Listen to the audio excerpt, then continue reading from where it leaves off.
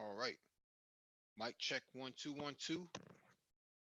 Mic check 1 2 1 2. Turn my volume up. See if anybody in the chat can give me a 1 on the confirmation. Give me a 1 if you can hear me.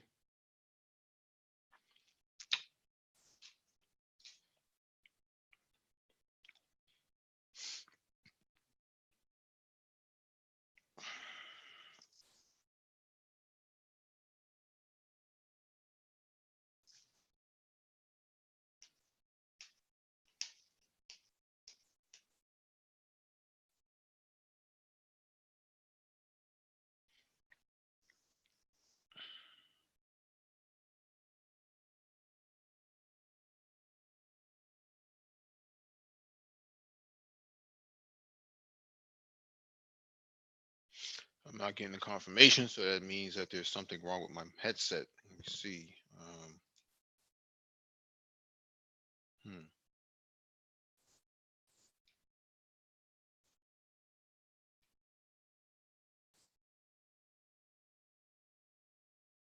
Hmm.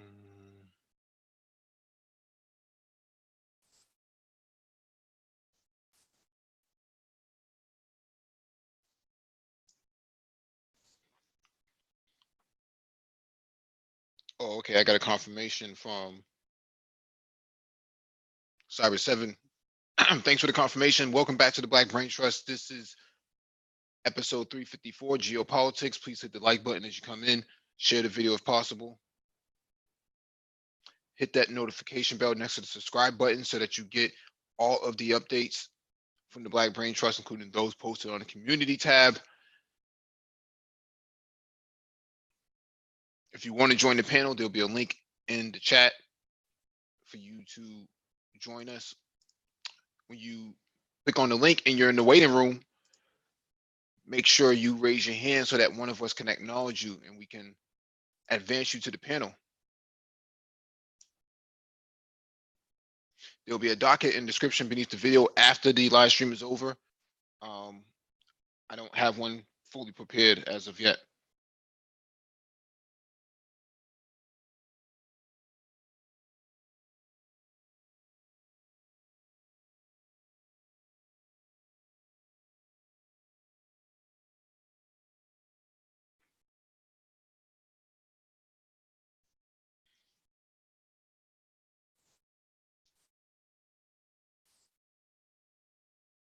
All right, let me start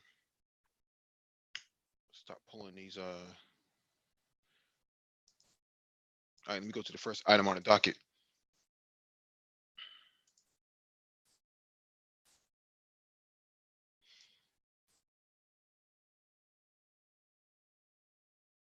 All right, this one, first item on the docket is from CNN.com.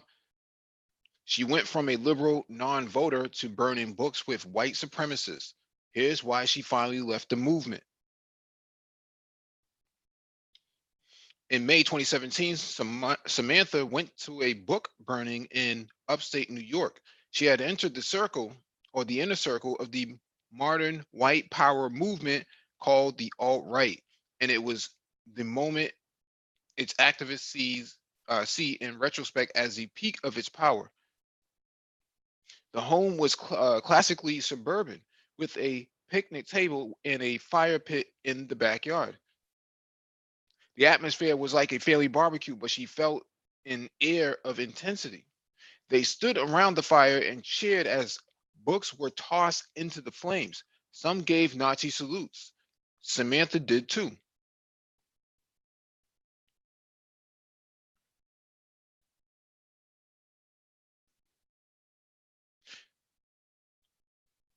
It's all so real, Samantha says now. You're literally standing there going, I'm at a book burning at someone's house. Like there are families that live next door. There's probably a nice person who lives across the street and I'm burning books about Jewish people. It doesn't even feel like it's wrong or right. It just feels unreal. At the time, she texted her a friend that it was the best weekend of her life. It had taken Samantha 6 months to go from a vaguely liberal non-voter to what she calls a productive racist. She is one of the very few women who joined the alt-right, and in even smaller number who left and are willing to talk about it. Her story explains, her story helps explain what draws people into the movement and the misogyny that drives it. In the fall of 2016, Samantha's indie rock loving boyfriend changed. He started lifting weights and making jokes she didn't understand. When she finally Googled them, she discovered they were based on an elaborate, violent, white supremacist fantasy called the Day of the Rope, in which people of color, Jews, gays, and the race traders who helped them are murdered. I couldn't believe it, Samantha said. We both knew so many people that fit that description. Her boyfriend reassured her they were just jokes. But then she says he looked her in the eye and said that he was a fascist and that he couldn't be with anyone who wasn't. She started researching the alt-right, a movement that shaped old white supremacist ideas into ironic memes that spread online to a very young audience. The grotesque jokes on image boards such as 4chan and 8chan were not her scene. But she found something appealing in the white power activists who presented themselves as intellectuals, like Richard Spencer and Jared Taylor.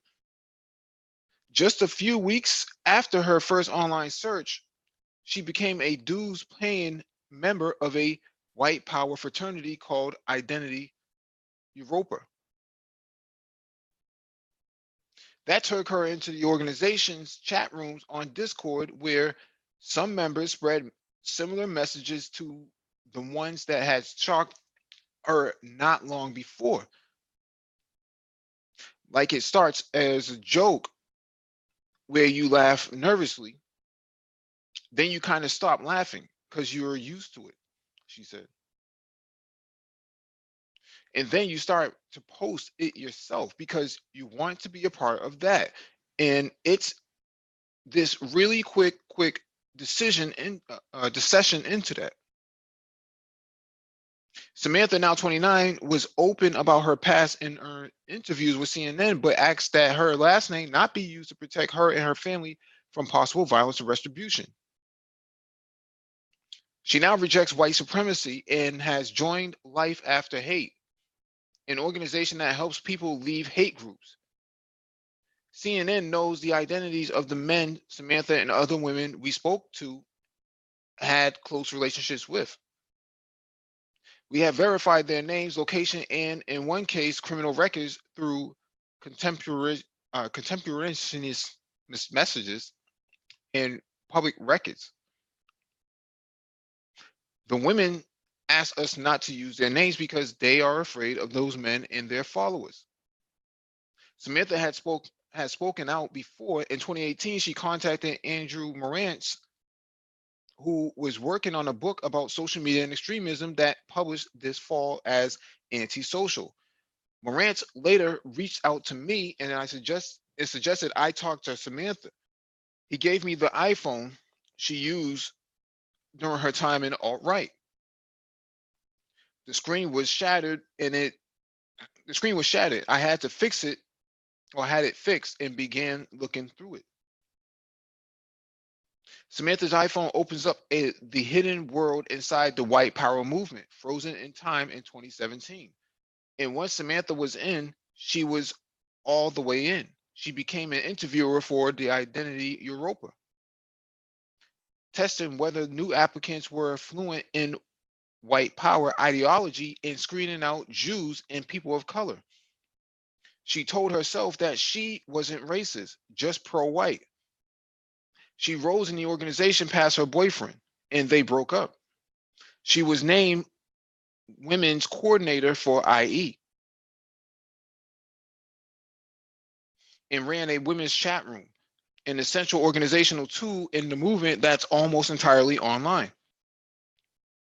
Samantha changed her look and her demeanor, and she brought dresses with full skirts and nipped in waist, clothes with which she wanted to project in all American delicate sexuality. Samantha said, I wanted to be more feminine. I wanted to be more desirable. I wanted to be more appreciated. I wanted to feel smart. So I just played into those roles. And the standards for how women are treated in there are pretty low. So I was able to lean into that and make that work for me. A photo from that time shows Samantha smiling demurely in a white dress, flanked by 5 white men, 4 of them wearing white polos with the Identity Europa logo. It was mid May 2017, and Samantha helped plan a protest now known within the white power movement as Charlottesville 1.0. During the day, a few dozen protesters gave speeches by the Robert E. Lee Memorial in the Virginia city. At night, they stood and chanted with tiki torches.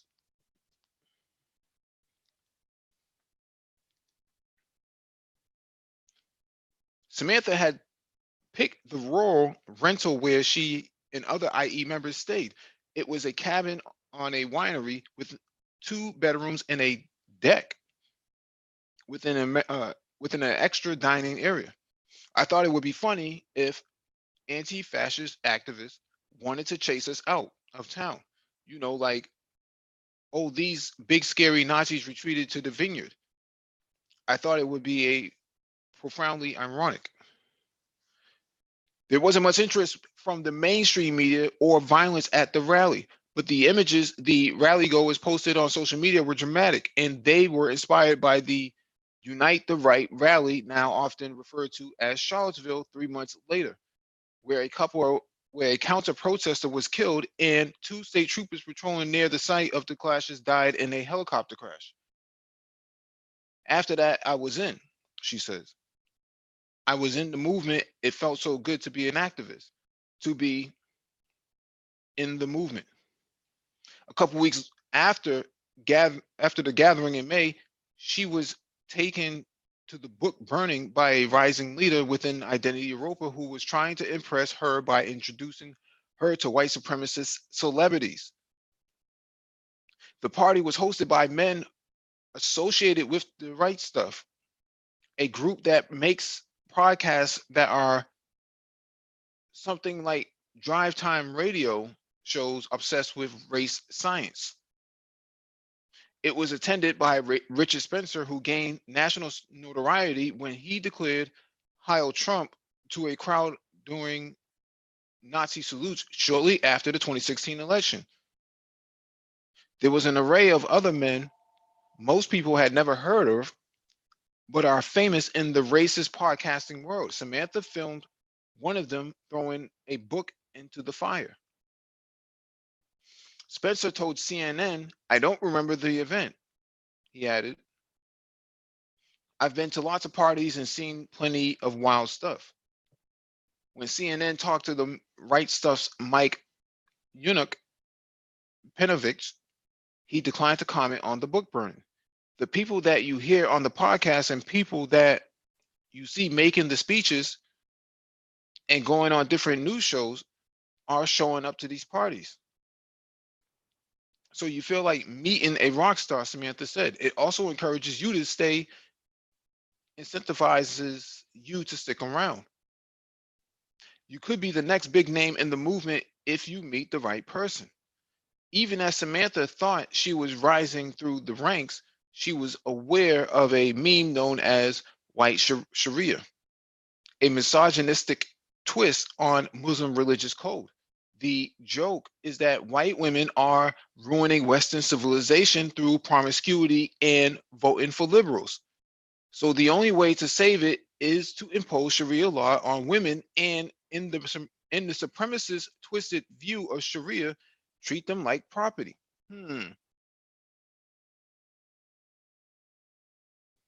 A flyer at the book burning said, White Sharia zone, thoughts must wear hijab at all times. A thought is slang racists have enthusiastically ripped from hip hop. It means that hoe over there, or a woman who seeks attention from through her sexuality. Samantha took a picture of it. She is holding it with French manicured nails. Shortly after the party, one of the several that summer, Samantha's new boyfriend was doxxed. His personal information was published online, and he was afraid anti-fascist activists would come to his house. So Samantha offered to let him crash at her place. He never left. She worked long hours to support him, and the relationships soured. They broke up privately, but she agreed to pretend to be his girlfriend publicly. And she was still working for IE, growing women's membership from a handful to about 50 as the overall rank swelled to 1,000, she said. In the chat rooms, her proteges signaled they were happy. One wrote, I finally got over the whole woman issue because I was real sensitive. Guys come across kind of mean on podcasts or Twitter, but in real life, all super nice. So there is a social media bravado I don't get, but learn to accept. Another said, yeah, initially it was the whole white Sharia. Women are property, women aren't people, etc. That really got to me. I've met a few men that are hardcore white Sharia. Women shouldn't be intellectual, but they are the minority of the men I know.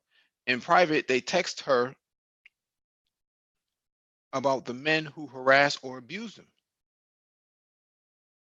Samantha was getting frustrated and bored. She vented to an IE leader that she was doing the work a male interviewer was getting credit for. I know that I'll never be in leadership like that because I'm a woman. So if I do it behind the scenes with someone else's voice, that's fine, she told him.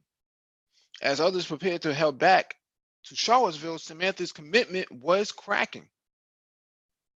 She watched as an older woman who was established in the movement posed a hypothetical during a conversation with a white man who didn't know they were white supremacists. She asked him to imagine a house was on fire and 10 people were inside, 5 of them black and 5 white. He could only save 5. Wouldn't he save the white people first? The man said he would save whomever he could reach. Samantha thought that's what I would do too, but she didn't say anything. I felt like most of the time I was there, I was waiting for someone else to say, we know this is all bullshit, right? Other women who had spent time with Identity Europa told CNN the violence at Charlottesville horrified them and drove them away. But Samantha's breaking point came that October when her grandmother died. She felt ashamed that her grandmother could not be proud of her. She quit IE a few weeks later. She says her ex threatened her, saying in the good old days, she would have left the movement in a body bag. She says she was reminded she could hold a lot of Nazi semen and make many Nazi babies despite those threats she left. Identity Europa has since rebranded as American Identity Movement to distance itself from the alt-right. When asked to comment about the claims of IE members, AIM President Patrick Casey said he is unaware of anyone being coerced to stay in the organization. The group promotes itself as identitarian, that white people should preserve their racial and cultural identity. It is responsible for more than a third of white supremacist propaganda posted on college campuses in the 2018-2019 academic year, according to a tally from the Anti-Defamation League, ADL, which tracks and campaigns against hate. The American Identity Movement says says it prohibits violence and illegal activity. By December 2017, Samantha says she quit all the chat rooms. She lived in a cabin in the woods for some time and slowly came to terms with what she'd done. She eventually stopped making excuses and realized she had actively promoted racism. She says, I was definitely a bad person for a while. CNN spoke to two other women who, like Samantha, spent about a year in the alt-right before quitting. Unable to take the abuse anymore and fearing for their safety, they now reject their old beliefs. One had become interested in the movement after watching a speech Spencer gave at Texas A&M in late 2016. I wasn't even a racist yet. I thought he made a really good argument for families, she told CNN, requesting an anonymity because she fears violence. He's good at making it sound legitimate. She liked the family security, the promise of whatever they were promising, safety. It's very appealing.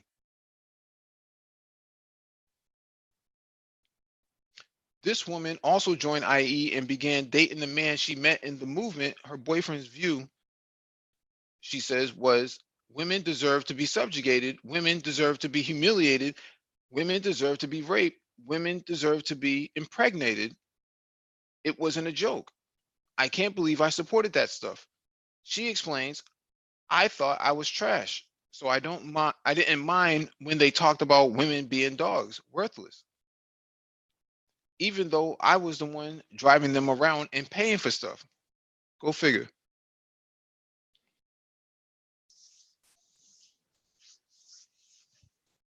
She says that she and Samantha fit a familiar pattern within the alt-right. Like 70% of the time, the women earn the money and the men do the podcast. And they do podcasts about how women shouldn't have jobs. She broke away only after the relationship ended. I was so wrong, she said. I would talk to younger women about how this was a great way to be family oriented and joke about white Sharia. I thought we were there to serve men. I thought we were stupid. I didn't look in the mirror to see what was real. A third woman who was interviewed for Identity Roper by Samantha took on some of the counseling roles Samantha left behind when she quit. It was then that she saw the harm being done to the psyche of other women. There was one particular girl that would call me at all hours of the day when she had panic attacks from all the verbal abuse in her relationship. She hadn't eaten in days. She told CNN, asking for anonymity to avoid any reprisals. Eventually, she said she sent a resignation letter to IE. It was unconscionable for me to justify creating manipulative content to draw young women into an organization where they were going to alienate themselves from friends and family and open themselves to up to predatory men, she said. The alt-right is far more hostile to women than previous iterations of the white supremacist movement, Jessica Reeves, a researcher for the ADL, told CNN. The alt-right emerged from the same parts of the internet as violently misogynist groups like incels or involuntarily celibate men, she says. I don't think it's even possible to have an alt-right movement without the underlying misogyny. Women, sorry, women recruiters in these movements are caught in a really toxic stew of misogyny and self-loathing, Reeves says. But at the same time, they are morally implicated. They are bringing women into a movement that is at its heart fundamentally misogynist, which is dangerous in of itself. But they are also bringing women in who are supporting a movement that is, geared toward annihilation of non-white people, or the very least, the segregation of white people from non-white people. You said, I think that's something that they are going to have to reckon with. Samantha and her former IE friend both say the alt-right was like a cult, in that it separated people from their families and friends and demanded total ideological adherence. Like any cult, they want to expose you to as much as they can, but not so much you just turn away, the women said. The one difference is that there's no single leader who dictates the culture or doctrine. Instead, that's created and enforced by largely anonymous people on message boards in chat rooms, each one trying to one up the others by posting more cleverly racist and cruel jokes. It's never it never was past me that this stuff was dark. Samantha says, you become so numb to it. I don't know if I ever thought it was funny. I don't know if I ever explicitly said it wasn't funny.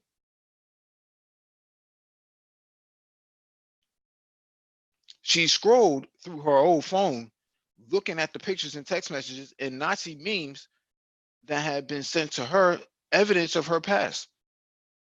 It's one thing to move past it and be like, I was trash. I had ideas that I absolutely no longer agree with. It's another thing to entirely confront the actual information in like proof, and then to know that in some way it might never go away. This is very, very interesting. Very interesting. There's so many ways you can go with this article.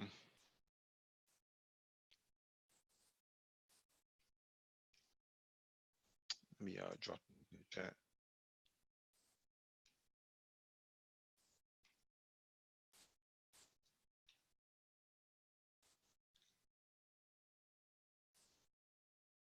This is very interesting on so many levels because all of this time, BWs have been telling BMs that WMs treat them better. They have been saying this whole entire time. But now you start to see in these relationships, that's not really the case. That WMs actually abuse not just WWs, but BWs too. You see? But if you let the BWs tell you, they'll tell you that BMs, especially the educated ones who are considered to be lame, are the ones treating them like this.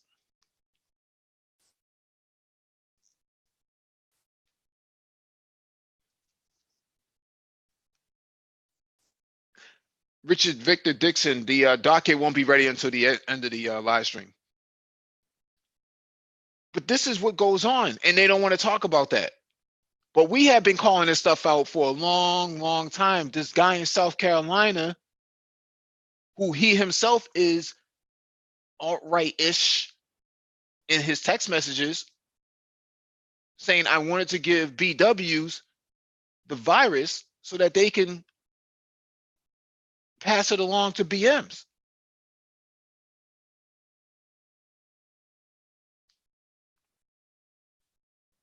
You see? This is the sort of stuff that nobody wants to have a real conversation about. No one wants to have this conversation because as soon as you start calling this out, they call you pedo. You a lame. You get a passport and you're going over there to look for Tea Party and this, and that. In reality, this is what's going on behind the scenes and they don't want to talk about it. So even WWs are getting abused in these movements. These guys are talking about they don't even see WWs as human beings. That they're gonna pump cream pies into WWs, and that's all they're good for is cream pies. That's it. You think they're not doing that? You think they're not doing that to BWs too? How many times have we heard since the Tangerine Tyrant launched his campaign and won the election that BWs who were WMs were being kicked out of their own houses, or they were having these rough breakups with these WMs? And now you have WWs coming out saying, yo, these dudes treat me like crap. They just want to give me cream pies and, and take my money. But according to these momos on that other network, they'll tell you that you're dominated. Dominated by who? Dominated by who?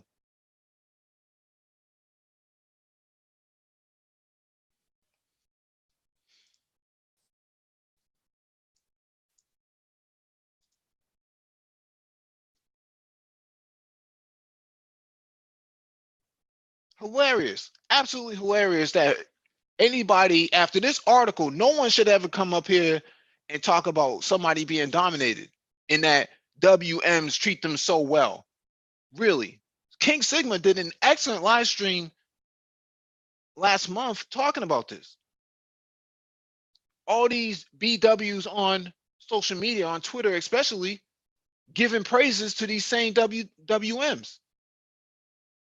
And then chastising BMs for being with WWs while behind the scenes they're tiptoeing and creeping for WMs who were part of these same movements.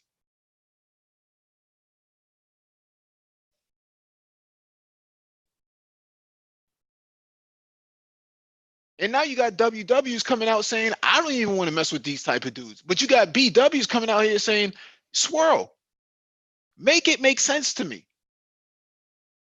Make it make sense.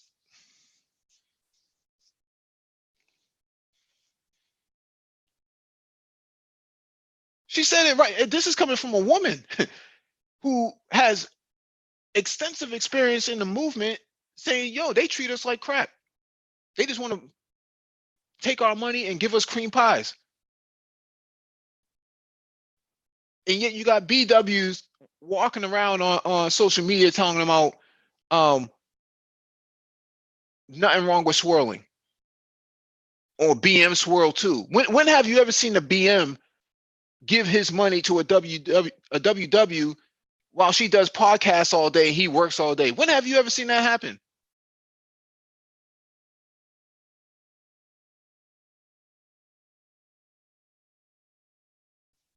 The link is in the chat, man, if you want to join the panel.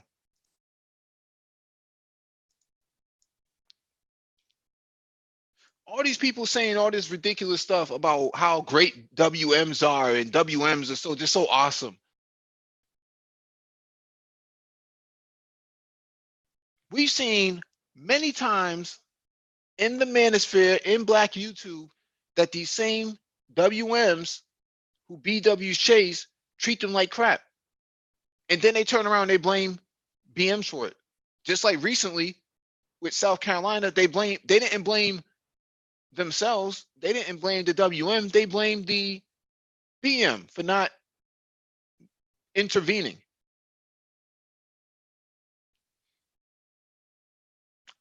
Absolutely hilarious, man. You have to laugh so you don't cry. Because people will sit up here all day long and say, y'all are dominated, y'all are dominated. What about those WWs in the movement? These WWs were basically doped up. I'm saying mentally they were just doped up. They were so enthused by the movement of seeing all these men in these sort of conjugations. They were moved by the message. You can't get a BW to follow a BM who they consider to be an educated lame. So they don't have the same issues in the in this movement. They don't have that issue.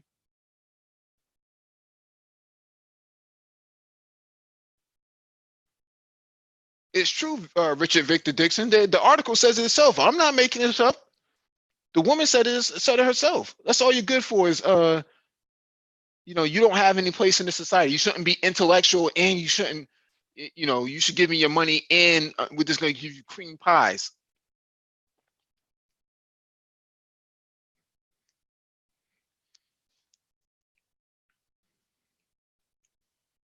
It's hilarious, man. It's hilarious. I'm going to go over the article again sometime later in the week.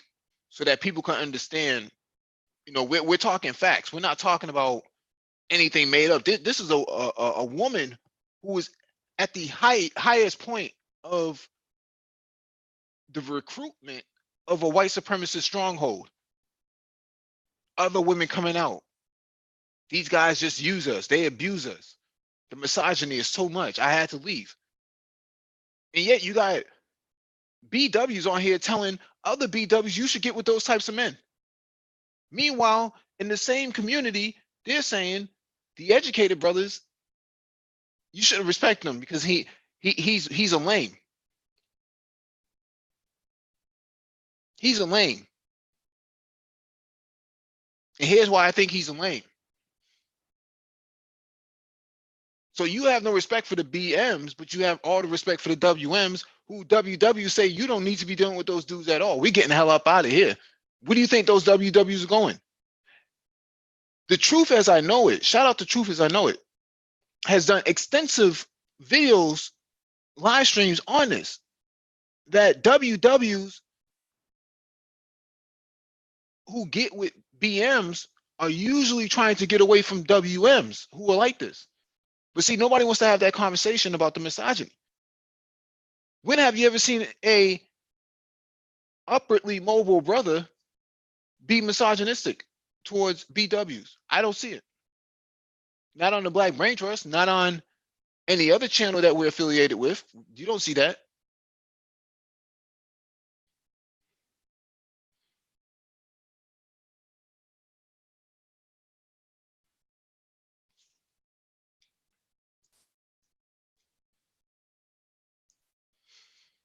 All right, let me go to the next article because I could stay on that one article all night and go ham.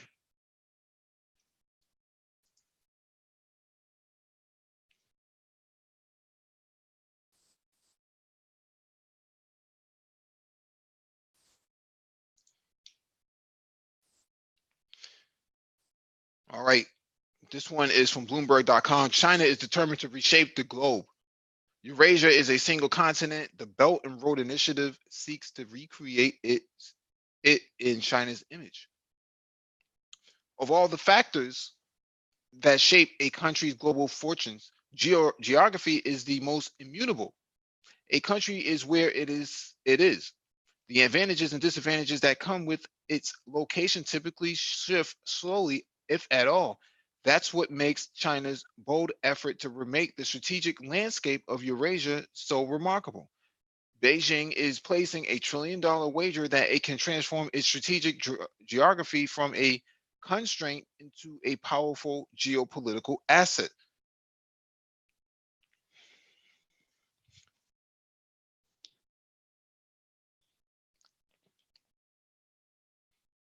This would be quite a turnaround given all the liabilities of China's geography on its maritime periphery. It faces US treaty allies and strategic partners that provide a springboard for the projection of American power into Western Pacific. To the north, there is an ambitious Russia, which has more often been an enemy than a friend.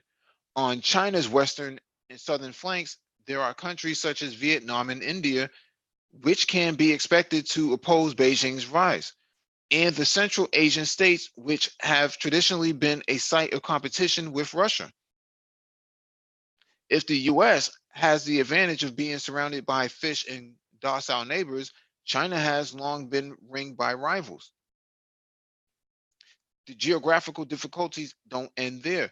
Beijing's energy guzzling economy is heavily dependent on oil and natural gas from the Middle East.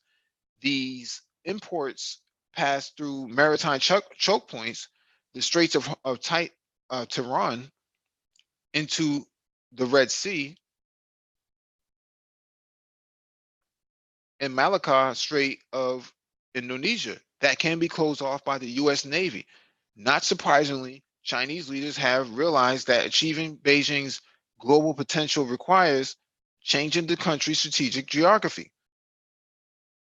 This is the true meaning of China's Belt and Road Initiative, a collection of investment, trade, and infrastructure programs spanning Eurasia and surrounding areas, including the Horn of Africa, at an eventual total cost of perhaps $1 to $2 trillion. Belt and Road has been described as a lot of things: a financial boondangle, a catchphrase, a threat to the US led world order. Yet, at its core, it represents an effort to build more integrated Eurasian geopolitical space with China at its center. Investing in energy pipelines that run through Central Asia and beyond is not simply a way of keeping China's industries humming. It is also a way of establishing overland supply routes that cannot be so easily disrupted by the US promoting deeper trade. Investment in infrastructure ties with countries from Cambodia to Central Europe is a way of drawing them into China's geo-economic and geopolitical orbit, or at least making them less resistant to Beijing's power. Where China's money goes, its diplomatic and military influence will follow. Similarly, expanding economic relations with countries, particularly authoritarian countries, throughout Eurasia offers the possibility of creating a China centric economic and technological order at a time when Washington and Beijing are undergoing a slow motion divorce. And by pursuing a cooperation relationship with Russia in an initiative distinct from but closely related to Belt and Road, China is building an authoritarian bloc that spans much of the Eurasian landmass. Although Chinese officials might not put it this way, the ultimate goal seems to reflect the ideas of Halford Mackinder, the British geographer who, in the very early 20th century, helped popularize the notion of Eurasia as a geopolitical space. Mackinder warned that the world's maritime powers must prevent any hostile state from dominating the Eurasian landmass. China is not seeking to do it militarily in the manner of the totalitarian powers of the 20th century. Rather, Beijing is using its geo-economic leverage to seek uh, predominant influence across Eurasia, thus creating a strategic hub from which it can project power far and wide. The question is whether this will actually work. Strategic geography is not easily reversed. And although China seems ascendant right now, there are many difficulties lurking. For one thing, China's Eurasian project will work only if Russia remains a partner rather than a rival. So far, President Vladimir Putin has surprised many US observers by allowing China to be the rider and Russia to be the horse in the authoritarian coalition.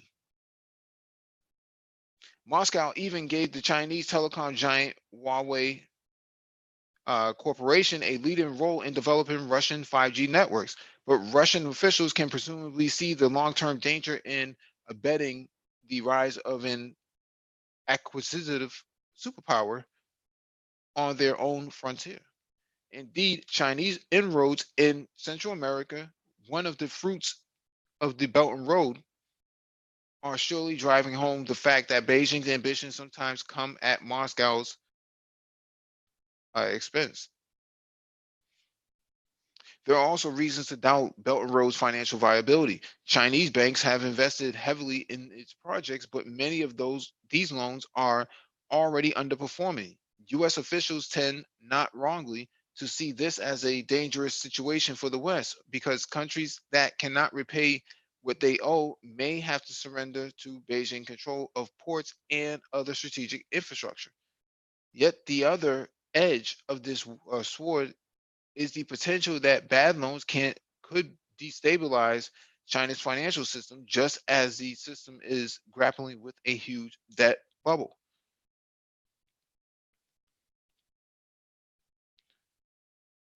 Additionally, as my John Hopkins State's colleague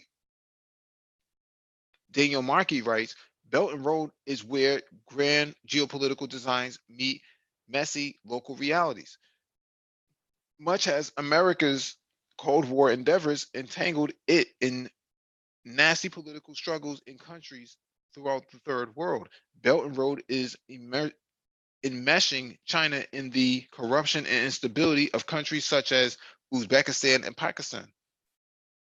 China will reap greater influence from its ambitious Eurasian plan, but it will also reap plenty of diplomatic and economic headaches.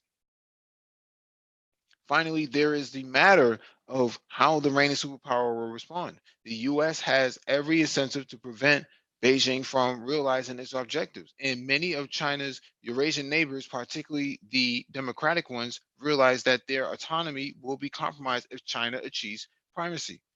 So far, however, the Donald Trump administration has been better at warning about the prospect than developing meaningful alternatives for countries that need capital, infrastructure, and technology. It has also demonstrated little of the skills and steadiness required to rally a countervailing coalition. By pursuing trade policies that injure friends as well as competitors, the US is creating precisely the economic running room China needs.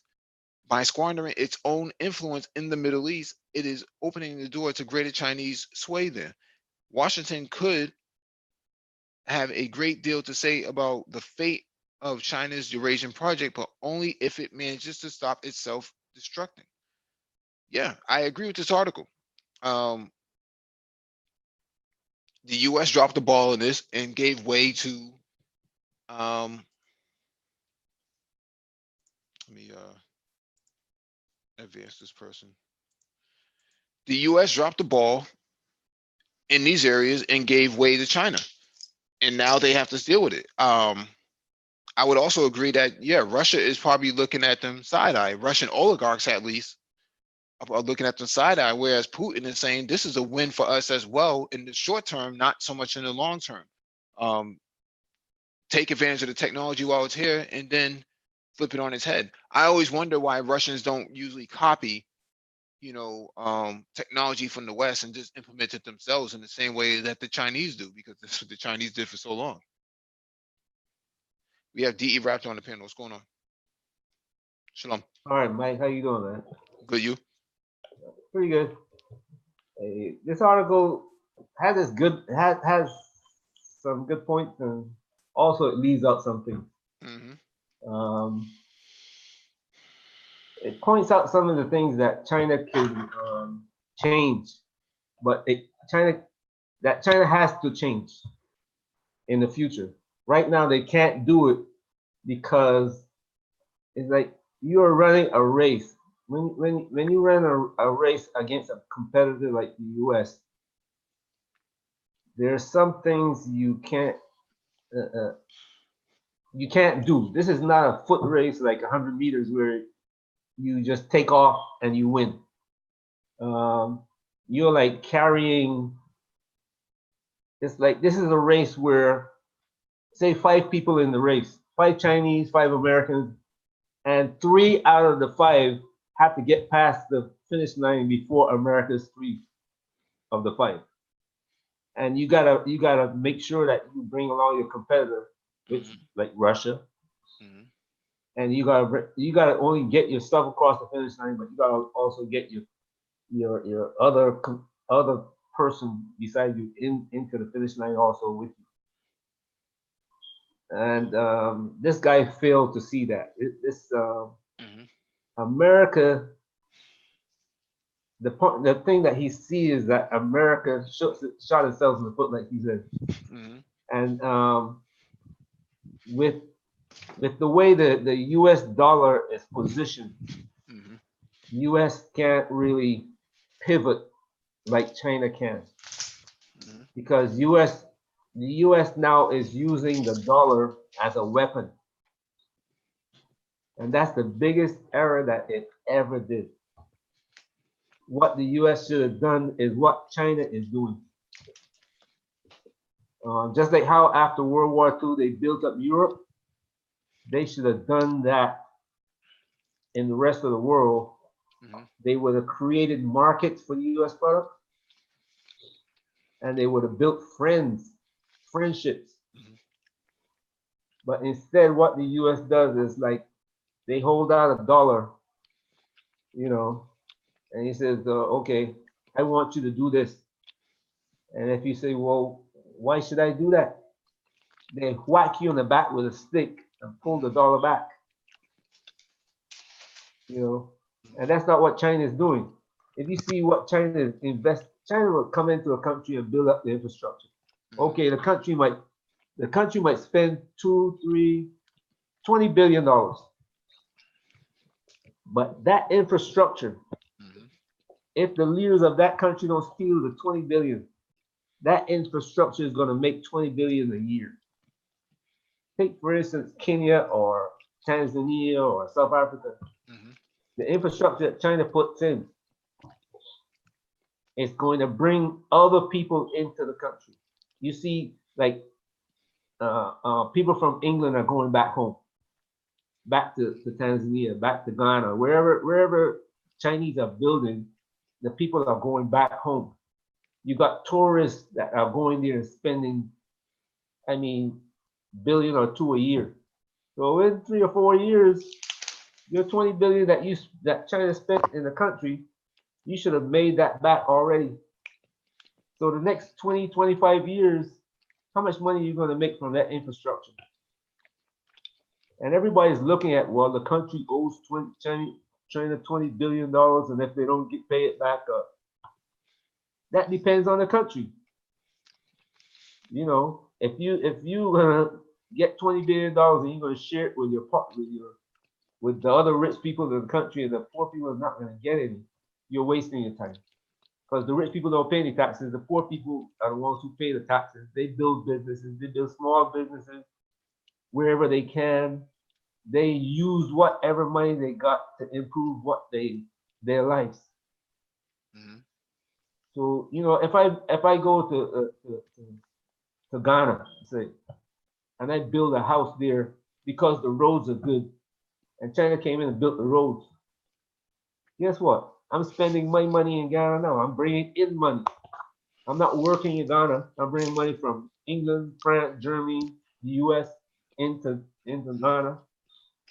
I'm spending my money. The other thing is that Belt Road is based on the old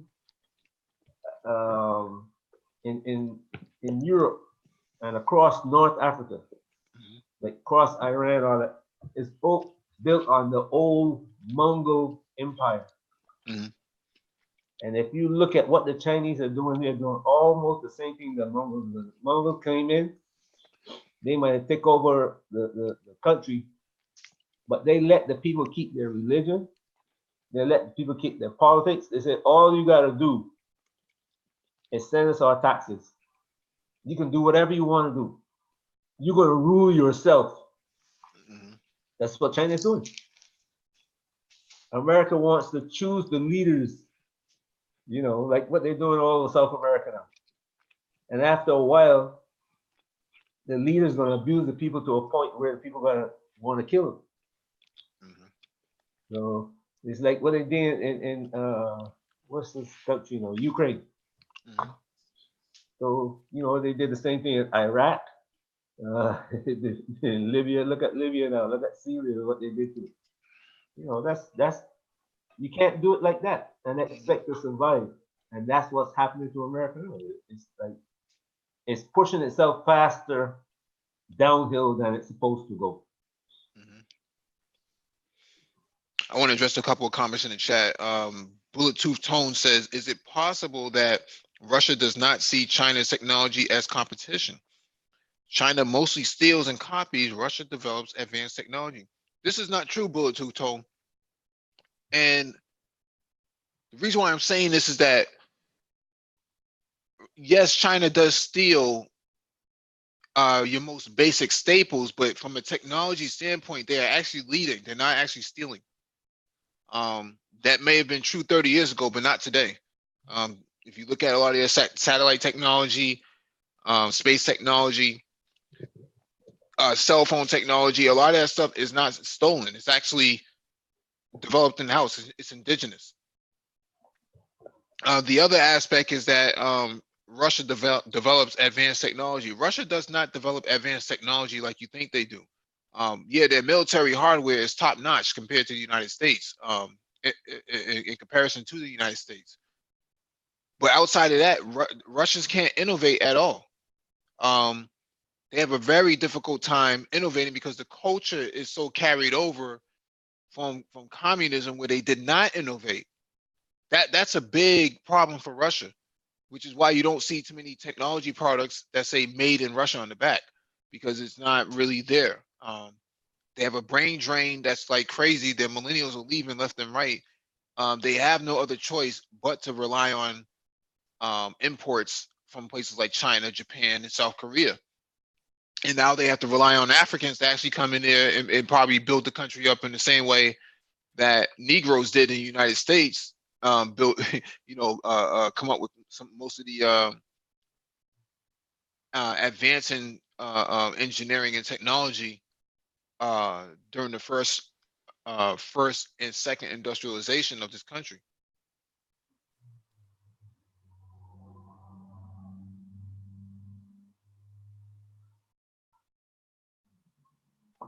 Mhm.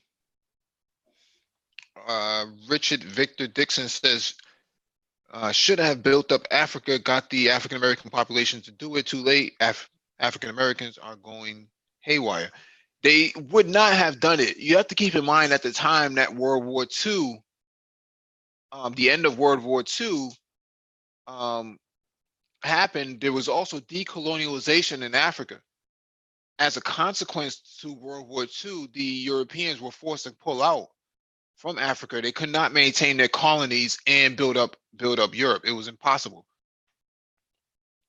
So there was a lot of focus on rebuilding Europe because that was going to be another economic footprint.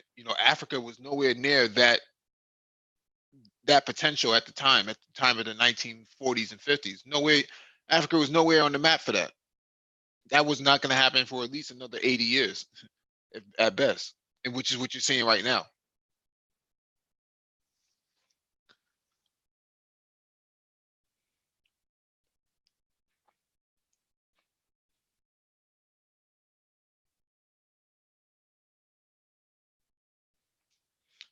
Major Payne Diaz says some of the comment are unhinged. I'm not sure what he's referring to. All right, let me get to this next article from foxnews.com. Trump calls for war against Mexican drug cartel monsters after Americans murdered. President Trump on Tuesday offered U.S. assistance as he called on Mexico to wage war against the country's murderous drug cartel monsters in response to the brutal killing of multiple Americans a day earlier. If Mexico needs or requests help in cleaning out these monsters, the United States stands ready, willing, and able to get involved and do the job quickly and effectively. Trump tweeted, "The great new president of Mexico has made this a big issue, but the cartels have become so large and powerful that you sometimes need an army to defeat an army." Officials say at least 6 children and 3 women, apparently of all U.S. citizens living in a community of Americans in Mexico, were gunned down after their convoy came under fire during a daylight ambush Monday. 6 children were found alive, 5 of whom had been taken to the hospital in Phoenix, Arizona. 1 child is currently missing, and authorities are searching the mountainous area on the Sonora Chihuahua border for the child. Those attacked were members of the LeBaron family, a well-known American clan who has lived in the community in the northern part of the country for decades, according to the New York Times. The attack targeted citizens who live in a community founded as part of an offshoot of the Church of Jesus Christ of Latter-day Saints. This is the first time, or this is the time for Mexico, with the help of the United States, to wage war on the drug cartels and wipe them off the face of the earth. Trump tweeted, "We merely await a call from your great new president." President Andres Manuel Lopez refused that approach. However, saying at a Tuesday news conference, "The worst thing you can have is a war. We declared war and it didn't work," Lopez Obrador said. Referring to the policies of the previous administrations, that is not an option.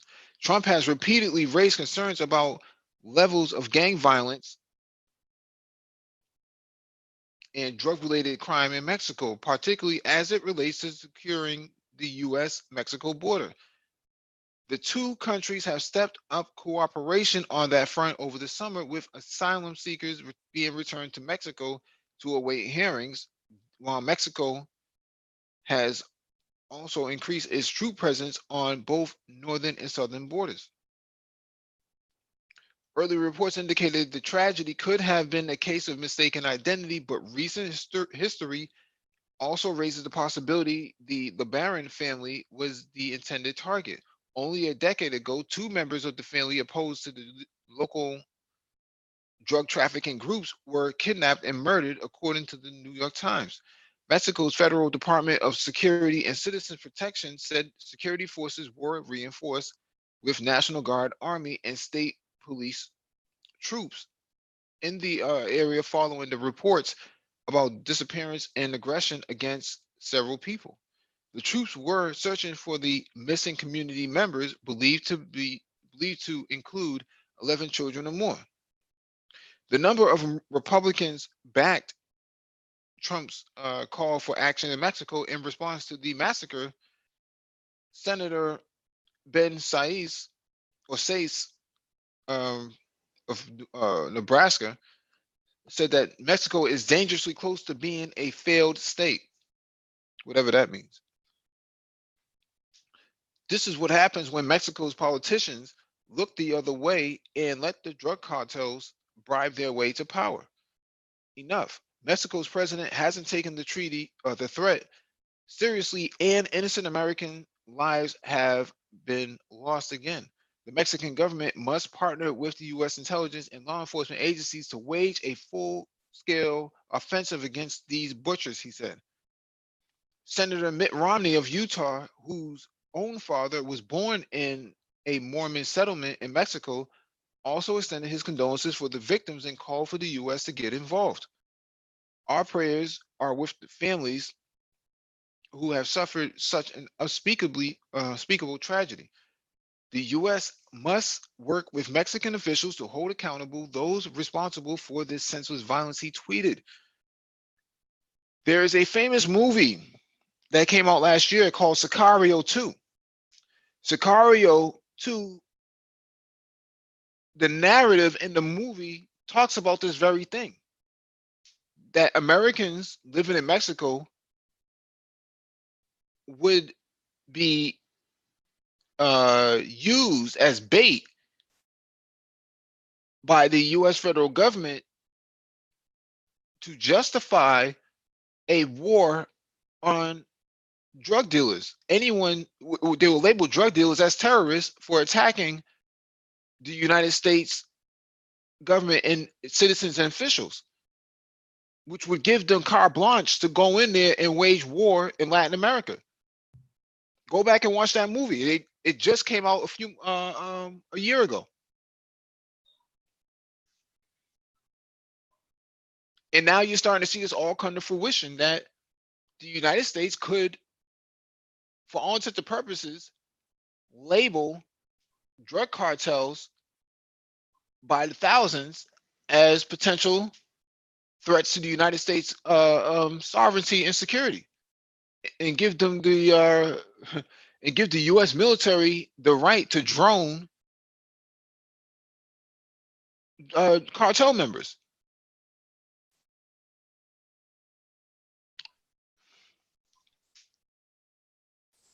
see who else is waiting in the chat.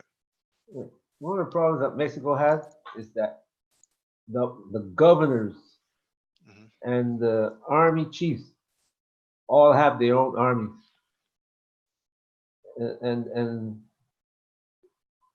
when you have a problem like that, you can't really the president of the country can't fix it. You have to take out half your police force, half your army, and that's not going to happen, because the people first thing about a third of that clan that live in that area are related to Mitt Romney. Yep. There is I can't remember who did it. I think NPR, and they were talking to them, and they said, "Well, we have our own militia, and we patrol the area where all the Americans live."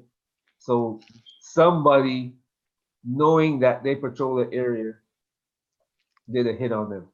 Right. And it probably is not the cartel. Mm-hmm. It probably is the army people or the army people who work for the cartel. Mm-hmm. So it's got to be some governor in the area, because you don't do things like that without higher up getting involved. Mm-hmm. No idiot on the side is going to decide to go knock off some Americans in the area, especially that many, and children involved. Mm-hmm. So it has to be somebody high up Mm-hmm. that gave the okay for that job. Yeah, that's pretty brutal too. That's pretty brutal. If it was men, that would be one thing, but to knock off women and children, that's really pretty brutal. So it's, like you were saying, this probably can turn out to be a real something, a real shooting thing, Mm-hmm. where the U.S. without government of Mexico's permission, either send in did a well. I hope they don't do a Black Hawk Down. That's probably what they want. But do something that is going to, you know what, you send in Green Berets or Navy SEALs or something, and you hit all of them at the same time. They want a back and forth. That's what they want. They want hit and run tactics. Because if you look at the movie Sicario, that's exactly what they were doing. They would do little hits here, little hits there. It was never full fledged because they'll never get. You have a lot of Mexican military who's related to cartel members and so on and so forth. Oh yeah. They're not going to allow U.S. military to just walk into their country and start hitting off their family members. They'll respond to that. Even the Iraqis put up a fight in 2003. Didn't last long, but they put up something. Yeah. I don't know how we're gonna. Somehow the U.S. is gonna have to move in there with some kind of force, in order to push them back from right up against the border, and that's that. By the time they decide they really gonna build a wall, that was they give them like carte blanche to do anything they want on the other side of the wall. Major Payne Diaz. The link is in the chat for you to join the panel. If you are not going to join the panel, we may have to ask you or let you have a good night. Your choice.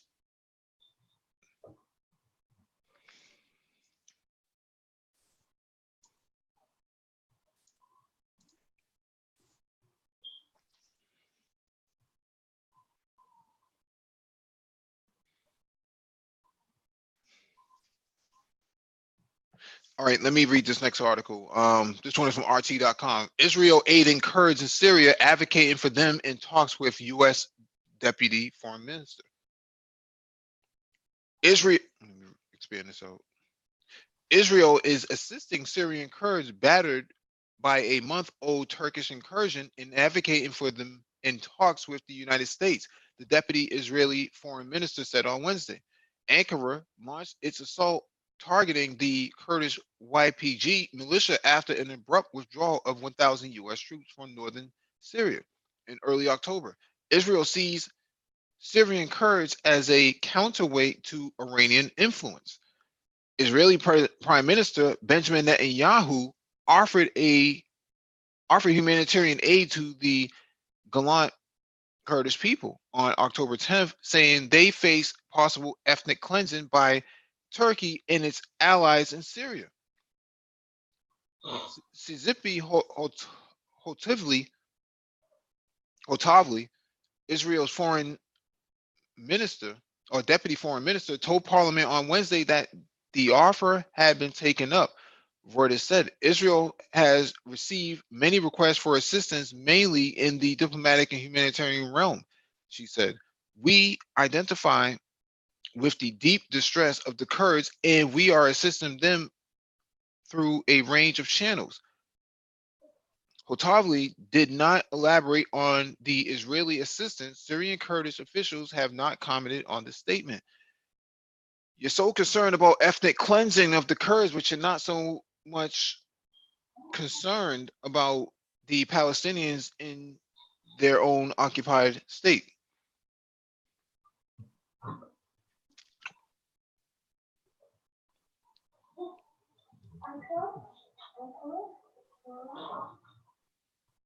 See if anybody else is going to join. Nope. Let me go on to the next article. The Israelis are just trying to maintain a kind of what would I call it? Hegemony, I guess. Mm-hmm. So you know what? Anything that goes on there, somebody got to talk to us, unless we're gonna create problems, you know. Mm-hmm. And that's what they do. Mm-hmm. Because they were given permission to do that foolishness for so long, Mm-hmm. that now, even though the U.S. is pulling back, they still can't stop.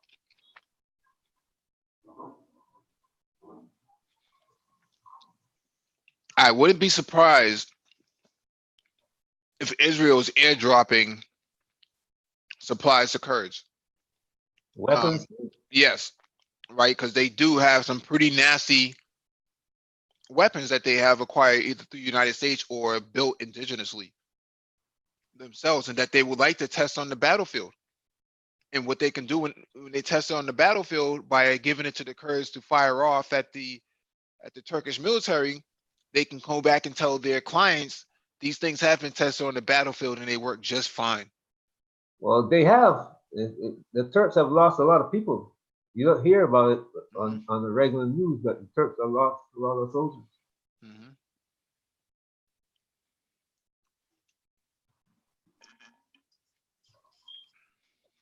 Yeah, because they're walking into basically booby trap territory. They have no idea what they're walking into. All that stuff has been set up for them to fail. And not only that, but the U.S. left a lot of weapons there. Remember, the U.S. just up and left. Mm-hmm. And all the weapons that they had there, who was going to get them? Yeah. I wouldn't be surprised if you see some pretty advanced ATGMs and Stinger missiles and things of that nature sitting around in Kurdish bunkers and whatnot, waiting for the Turks to come by. And they probably getting intelligence feeds from the United States that, hey, you have a convoy of helicopters coming your way, ready to deploy by the Turks. Take them out. I won't be surprised if there are Israelis embedded in the Turks army, not the Turk, the Kurdish army. Mm-hmm.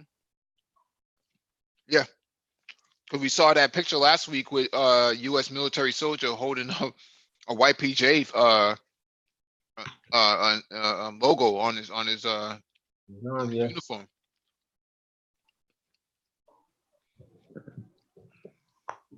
It must have been Breast Cancer Awareness Month or something.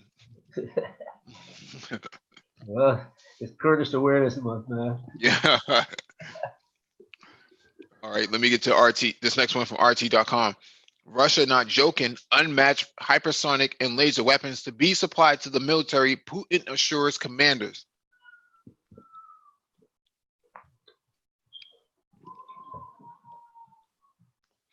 Russia won't stop boosting its defensive capabilities with state-of-the-art weaponry, but it doesn't mean that it's going to threaten the other countries with it. Russian President Vladimir Putin said, hypersonic, laser, and other state-of-the-art weapon systems, which no other country possesses, will be put in service. Putin promised as he met with newly assigned military commanders and prosecutors at the Kremlin. However, those futuristic arms are no excuse for Russia to threaten anybody, he pointed out. Last year, Putin caused frenzy in the Western media by announcing a whole new range of Russian weapons, including hypersonic and cruise missiles, lasers, and underwater drones with nuclear-powered engines. Little was known about those weapons at the time, but the shroud of secrecy is being gradually removed with the hypersonic systems, which are said to be able to bypass any existing missile defenses, means to travel 5 times faster than the speed of sound, gaining the most traction.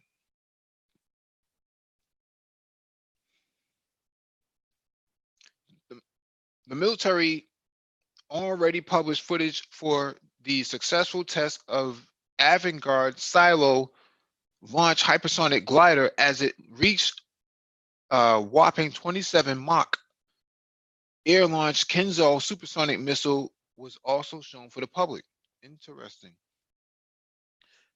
Mach 27 is pretty fast, for those of you not fully aware.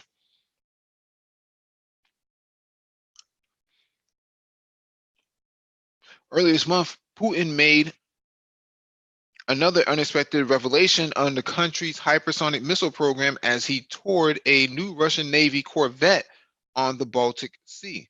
It turns out the country will also be putting such missiles on ships. As the proud captain showed the commander-in-chief his vessel missile launcher, he said that it can already fire 3 types of ammunition, with plans to upgrade it to be able to use currently developed Zircon hypersonic missile. It could have been just a slip of the tongue made in front of the cameras, but Putin didn't make an attempt to correct the Navy. The Navy man. The Zircons will certainly be there, he affirmed, looking at the accompanying defense minister, Sergei Shoigu, who nodded in response. Hypersonic missiles also prompt a curious exchange between Russian president and his U.S. counterpart, Donald Trump. The Americans are lagging behind Russia when it comes to developments in the area, with Putin confessing a few months ago that he even offered Washington to buy Russian hypersonic gliders instead of trying to make their own. It's hilarious.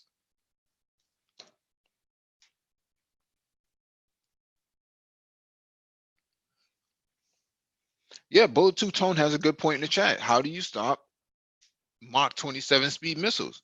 You have to build an Iron Dome. How do you think an Iron Dome is going to save you?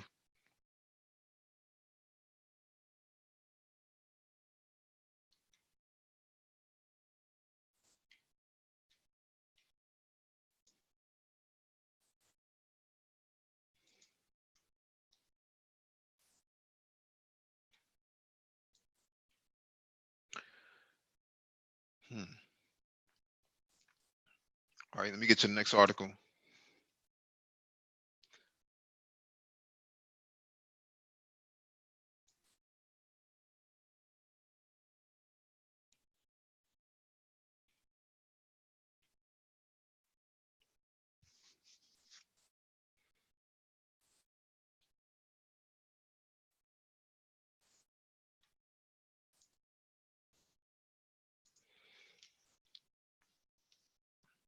All right, this one is from RT.com. West hijacked Cold War victory, but never cared how Russians feel about it. Gorbachev. Let me expand this out. Moscow has enormous effort. Uh, Moscow has put enormous effort to end the Cold War, but the reward was frustrating. The West declared itself the only victor and neglected the Russians' perception of it. Mikhail Gorbachev admitted, "The end of the Cold War was our common victory." But Western politicians, and especially the US, declared themselves victors. Gorbachev told in a sit down with Germany's Die Welt newspaper as he recalled the 1989 collapse of the Berlin Wall, a milestone symbolic event that spelled end of decades long East-West divide and set hopes high about the future of their ties, laying groundwork for the future cracks between Moscow and Western capitals. American and European leaders have never thought of how it will be perceived in Russia, Gorbachev asserted, adding that Russians have done so much to end the Cold War in the arms race. Likewise, they also failed to anticipate it will affect politics and relations between Russia and the West, he lamented. Those ties aren't in their best shape now as old problems snowball into new ones, the former Soviet leader pointed out. But it's crucial to look ahead, not backwards. Russia is ready to fix ties with the West, he said, noting that the people of Russia are more democratic than you think. Gorbachev, the first and only USSR president and Nobel Peace Prize recipient, played a crucial role in negotiating terms of Germany's unification in 1990 and the other three World War II victors, namely the US, the UK, and France. At the time, Western leaders repeatedly assured him that NATO wouldn't move east of Germany's borders, thus posing a threat to the Soviet Union. George H.W. Bush's Secretary of State, James Baker, was the one who made the most notorious statement of the era, promising that the alliance would not move 1 inch to the east. Shortly afterwards, the USSR and Warsaw Pact dissolved. But animosity mounted again when Poland, Czech Republic, and Hungary were invited into NATO in 1997. The alliance continued to claim that there was no promise as none of the assurances were put on paper. But a throng of documents put together by George Washington University-based National Security Archive in 2017 proved the otherwise, revealing how top Western officials vowed to Gorbachev in unison that NATO would not expand eastward. I blame this on Gorbachev. He should have got something written in ink. Now I bet he wished they had the blockchain back then. That probably would have helped him even more.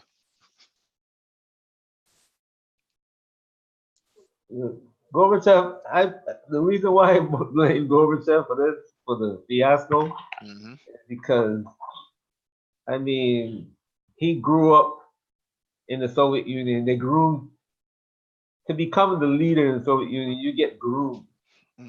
You understand? And you see all the information that you see Putin is using right now. Gorbachev had, and while Putin, you see what the West tried to do to Putin and how quickly he reacted. Gorbachev, first he trusted the West more than he should. The US don't make deals with anybody that they're going to keep. There's always a loophole. So even if they wrote it down, some other president come along and say, well, look, as your favorite president has done with Iran, Hey, shoot, that's only a piece of paper. Now here's what I'm going to do for you. Mhm. And that's what the U.S. did.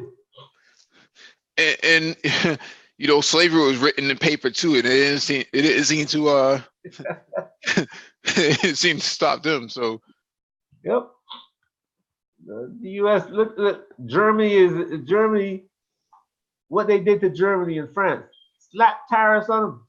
I mean, this is the NATO partner. You know what I'm saying? yeah, Gorbachev is the Al Sharpton of the Soviet Union for all intents and Yeah. purposes. Except he didn't have a TV show. Um, all right, let me get to this next one from the Asia Times. Meghan in a royal hell of her own making. Sudden prominence syndrome is the new victim melody for befuddled social justice warriors. People that are struggling with having become suddenly famous on a global scale can now excuse themselves as victims of media attention, even though they courted all the publicity in the first place. Explain this out.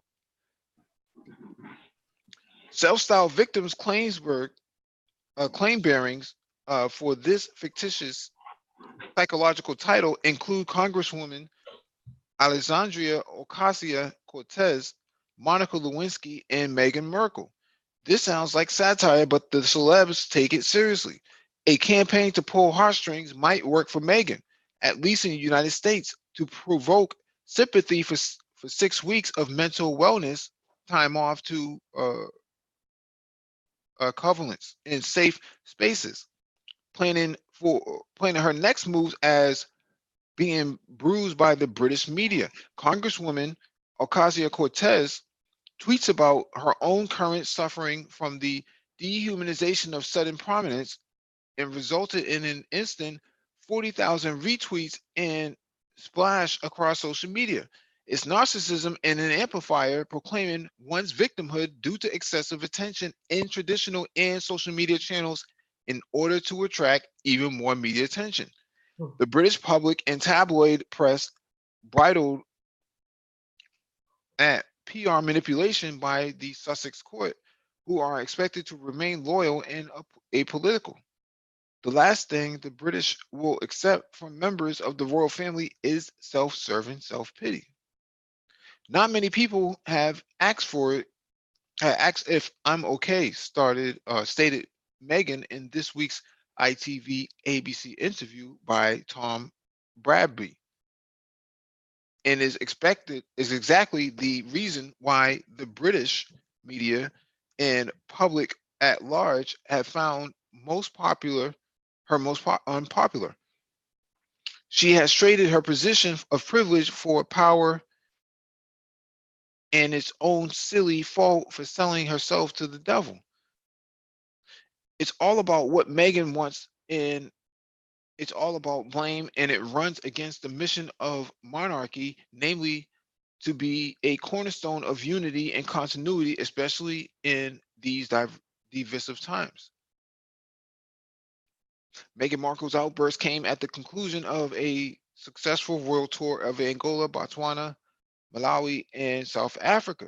Rather than using her public platform to call attention to the struggles of the people of Africa, she used the soapbox to air her personal complaints, just like a BW.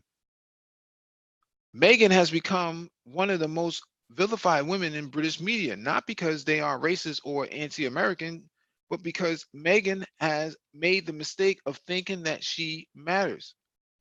To be the wife of the sixth in line to the throne means, in real terms, that Meghan is constitutionally irrelevant. She thought she personally mattered in her position in the pecking order of in British society, which is merely a supporting member of the monarchy, carrying the baton for Britain. She has riled senior royals, courtiers, and tax-paying public with her attempt to trade off her status, often at the expense of the sanctity of the crown. She has confused modernized politicized. With the help of the American media, who have hijacked her profile image and manipulated her husband, Prince Harry, the Duke of Sussex, into liberal political business onto a global media platform. She did not feel oppressed by sudden prominence during times of more favorable press coverage. Notably, the American media did not refer to the malady of sudden prominence to support Melania Trump. And similar media backlash relating to her often unkind and extreme, although not self-solicited fame. As Meghan's reputation started to wane, the A-list celebrities have been distancing themselves from the Duchess of Sussex and avoiding media scrutiny. Recent public support has dropped her to the Kim Kardashian and Hillary Clinton levels. Kardashian claims to be a huge fan of Meghan, with Clinton defending her inexplicable treatment by exclaiming in a Sunday Times interview, "If the explanation is that she is biracial, then shame on everybody." Wow. In an interview on Australia's 60 Minutes, media provocateur Katie Hopkins put her finger on the problem. Instead of living and acting in accord with the true role of the British Duchess, Meghan is at the nexus of the UK and America's divisive political environment, where young social media loving public versus older skeptics who get positioned as hateful and racist. While while Megan's star has fallen in the UK, an all-American PR team strives to keep her on the front page in the US. The American media never report anything negative about Meghan and puffed her efforts to put together a new global charitable foundation on the Clinton model. Britons ask themselves why a member of the royal family requires an all-American PR machine. Senior palace courtiers have been left puzzled by the Sussex refusal to take advice from their own highly professional team. It makes no sense to ignore the system that has protected the monarchy for 1,000 years against fires, plague, foreign invasion, and epic scandal, and instead listen to the outsiders such as the Hollywood crisis PR firm Sunshine Sachs, whose clients include Ben Affleck, Hillary Clinton, and Snoop Dogg. Karen Tracy Blackett, Blackett, a British entrepreneur and chair of Mediacom, the largest media company in the UK, was appointed as a trustee to the charity, which is headed by Gerard Tyrrell, one of the most powerful libel and defamation lawyers in London. Merkel's friend Kayleigh Thomas Morgan is a consultant in Sunshine Sachs' Hollywood office, tasked with launching their newly formed foundation to be launched in 2020. So this is I'm not going to read this whole thing, but Megan's basically, she has become a Yank. She's at odds with British royalty. In America, we don't have that. You know, you either go along, either a politician or you're just a common person. In Britain, this is a permanent role. You're never going to ever get past being a duchess.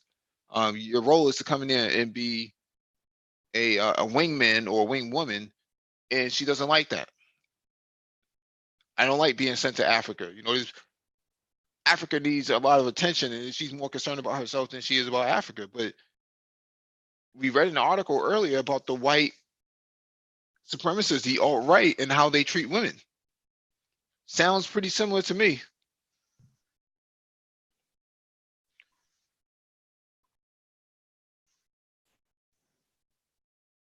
Well, Megan got to realize that she's not the how would you put it, the ambassador to the court. Hmm. She's not the U.S. ambassador to the court.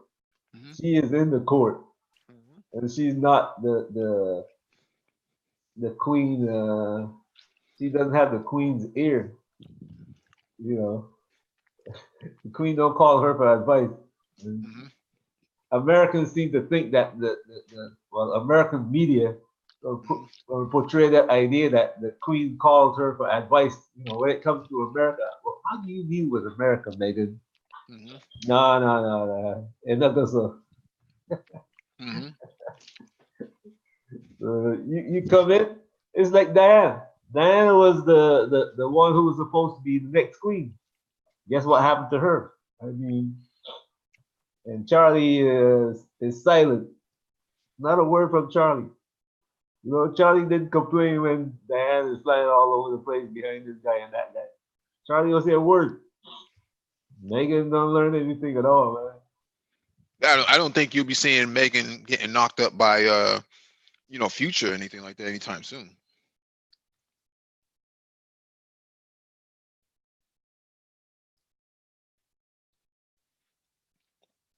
At least to my knowledge, I don't think that's going to happen. I could be wrong.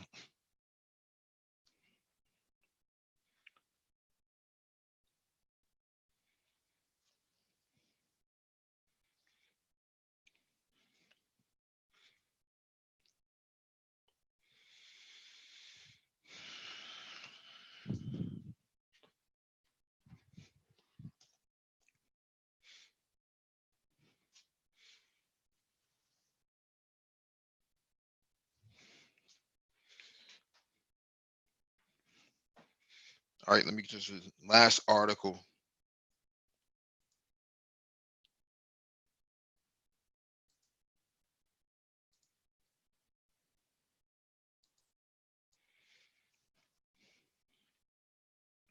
All right, this one's from presstv.com. Russia won't cooperate with U.S. on Syrian oil fields, Deputy Foreign Minister. Russian Deputy Foreign Minister Sergei, everybody's name is Sergei, yeah.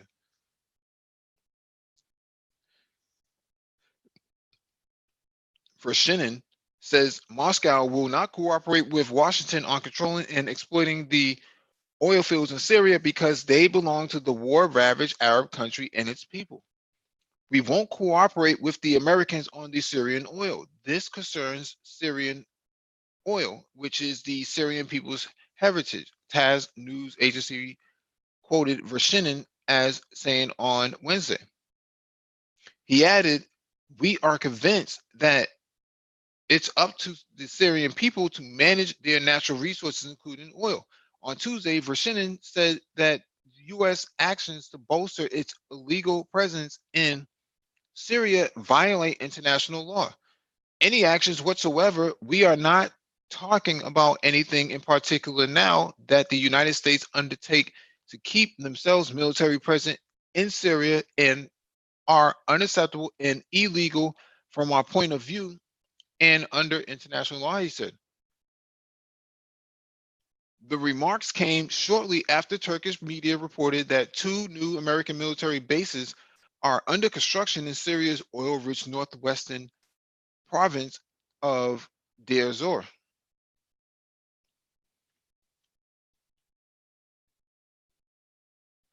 Also on Tuesday, Syrian government forces reportedly entered an oil field in the country's northwestern province of Hasakah as they continue to deploy in areas close to the border with Turkey in the face of a cross-border incursion by Turkish army troops and their allied militants against uh, allied militant allied militants against militants from the Kurdish People's Protection Unit (YPG).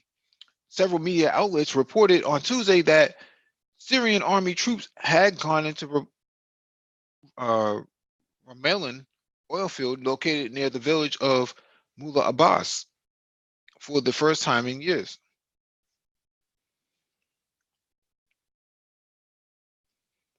The pro government and Arabic language daily Al Watan reported that Ramadan had remained outside of the state control for 7 years. Washington has reversed an earlier decision to pull out all troops from northeastern Syria, announcing last week the deployment of about 500 troops to the oil field controlled by Kurdish forces. Pentagon Chief Mark Esper said the deployment will seek to secure oil resources from Daesh. Washington, he said, will use overwhelming force against any actor challenging U.S., including Syria's own government. Speaking last week, President Donald Trump suggested that Washington sought economic interests by controlling the oil fields. The developments come as Damascus is in great need of its major oil deposits in order to gain revenue and address its energy needs amid crippling Western sanctions. Syria is currently extracting oil at only 10% of its pre-war capacity. Syria, along with Iran and Turkey, have already announced Washington's illegal operation of Syrian oil. Why would Turkey be concerned about Syria's oil being captured by the Americans? You know, they've been helping out the bad guys the whole entire time.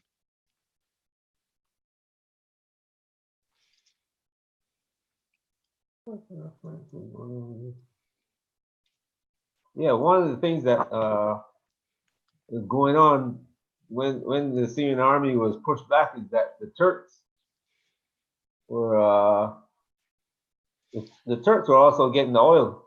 Mm-hmm. The U.S. was helping the Turks get the oil. Mm-hmm. But there was an article written. I don't know if I sent it to you, but there's a UN part of the UN charter says you cannot profit from I forgot how they put it, but it's like you're going to, in the case of the U.S., you go into Syria, you cannot take their oil and make money from it. Mm-hmm.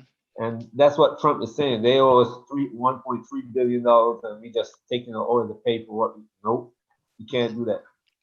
You saying you're a signatory to the UN Charter, and therefore it's a war crime when you do that. I think it's called piracy. Yes. Mm-hmm. So I don't know what the U.S. is going to do now, but it's they're creating problems. This I don't know. My favorite president keeps doing things that it's like he don't talk to his advisors before he start making statements Mm-hmm. and start making decisions, and you can't do that. You know, Mm-hmm. not that you can't do it, but pretty soon you're going to be at the front of an investigation by the UN or the criminal court, the world court. And then what are you going to do? Be like George Bush, can't leave America, right? Mm-hmm. So that's going to be a problem. Yeah, I mean, this would explain why Israel bombed northwestern Iraq and took out those Iraqi soldiers who were a part of the PMUs, the Popular Mobilization Units that defeated ISIS. They had to get rid of those guys so that they could not get to the oil fields and secure them. Because before they weren't being occupied by anybody but the Kurds. The Kurds were actually more or less managing it. But if you had these Iraqi soldiers that were going to cross the border and get into Syrian territory to take control of those oil fields, the Americans weren't stupid enough to let that happen. They probably saw the writing on the wall.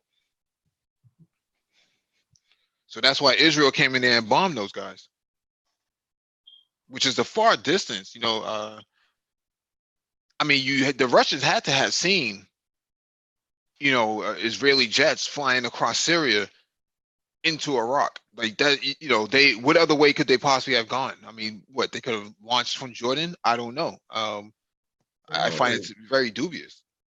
The Jordanians might be the ones letting them through because the Jordanians on the U.S. side, the Jordanians are actually the Saudis keep them in power, and the U.S. What's the name is married to a U.S. woman, Who's that? the king. His children are U.S. citizens, and the U.S. supports him, so he might be letting Israel through the back door. Right. Not to say the Russians will turn a eye against if the Israelis going to, if they're going to hold it out and say, well, you know what, you owe us one. Those are the games that are played in the political world, man. Oh yeah. Oh yeah. We got to start learning how to do that. If we are going to, I don't like get into this ADOS thing because people get all upset in their feelings rather than look at things the way they are. Period. You got to make hard choices in this world. Oh yeah. If you don't make them hard choices, you're gonna be like us for what 400 years or almost 500 years. Because it is 500 years. That 400 years thing is a myth. Slaves were in the New World long before. Oh well. They only refer back to the Barbadian Slave Code of 1619.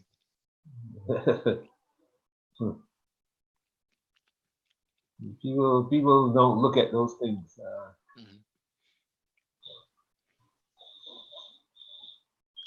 All right, let me go to the last one from Stratfor. Eliminating the cartel that killed 9 Americans in Mexico will not be easy.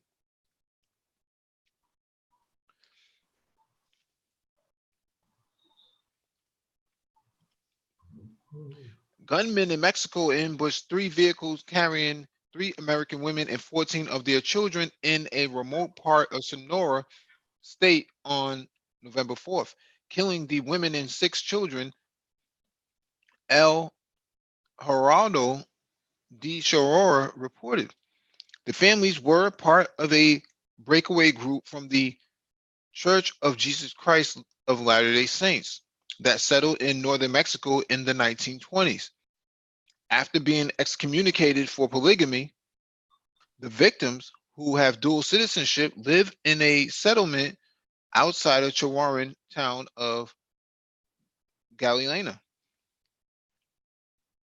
and were traveling to a wedding at another settlement in Bavaspe, Sonora. The families were passing through the area of Lamora, which is in eastern Sonora and western Chihuahua, when their vehicles came under heavy fire from cartel members. Heavy fighting between forces loyal to the Sinaloa cartel and remnants of the Juarez cartel has racked that region. Because of this fighting, the ambush could have been a case of mistaken identity. However, the religious group has also had conflict with criminal groups in the region before. In July 2009, cartel gunmen abducted family member Benjamin LeBaron from his home in Galeana and executed him. LeBaron had founded a crime-fighting group known as SOS Chihuahua after the kidnapping of his brother and had vocally denounced criminal activity in the region. Community leader Julian LeBaron told Reuters reporters that they had recently received threats and had reported them to the authorities. It is unclear whether those threats were linked to the attack. Whether the ambush was intentional attack or a case of mistaken identity, the involvement of a dual nationality Americans has brought a great deal of media attention to the incident. And this will undoubtedly result in the additional pressure on Mexican authorities from the US government. The criminal groups operating in the mountains of the region are firmly entrenched, however, and have had access to extensive resources. It will take a significant counterinsurgency effort to root them out.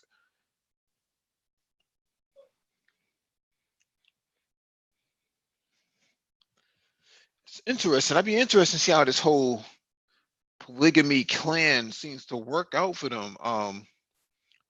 Not that this is the first time I've heard about them, but I've never really thought about how they would operate a clan for so long, for so many years, well over 100 years. Yeah, they've been down there since 1880s or something like that, Yeah. if I remember correctly. So they've been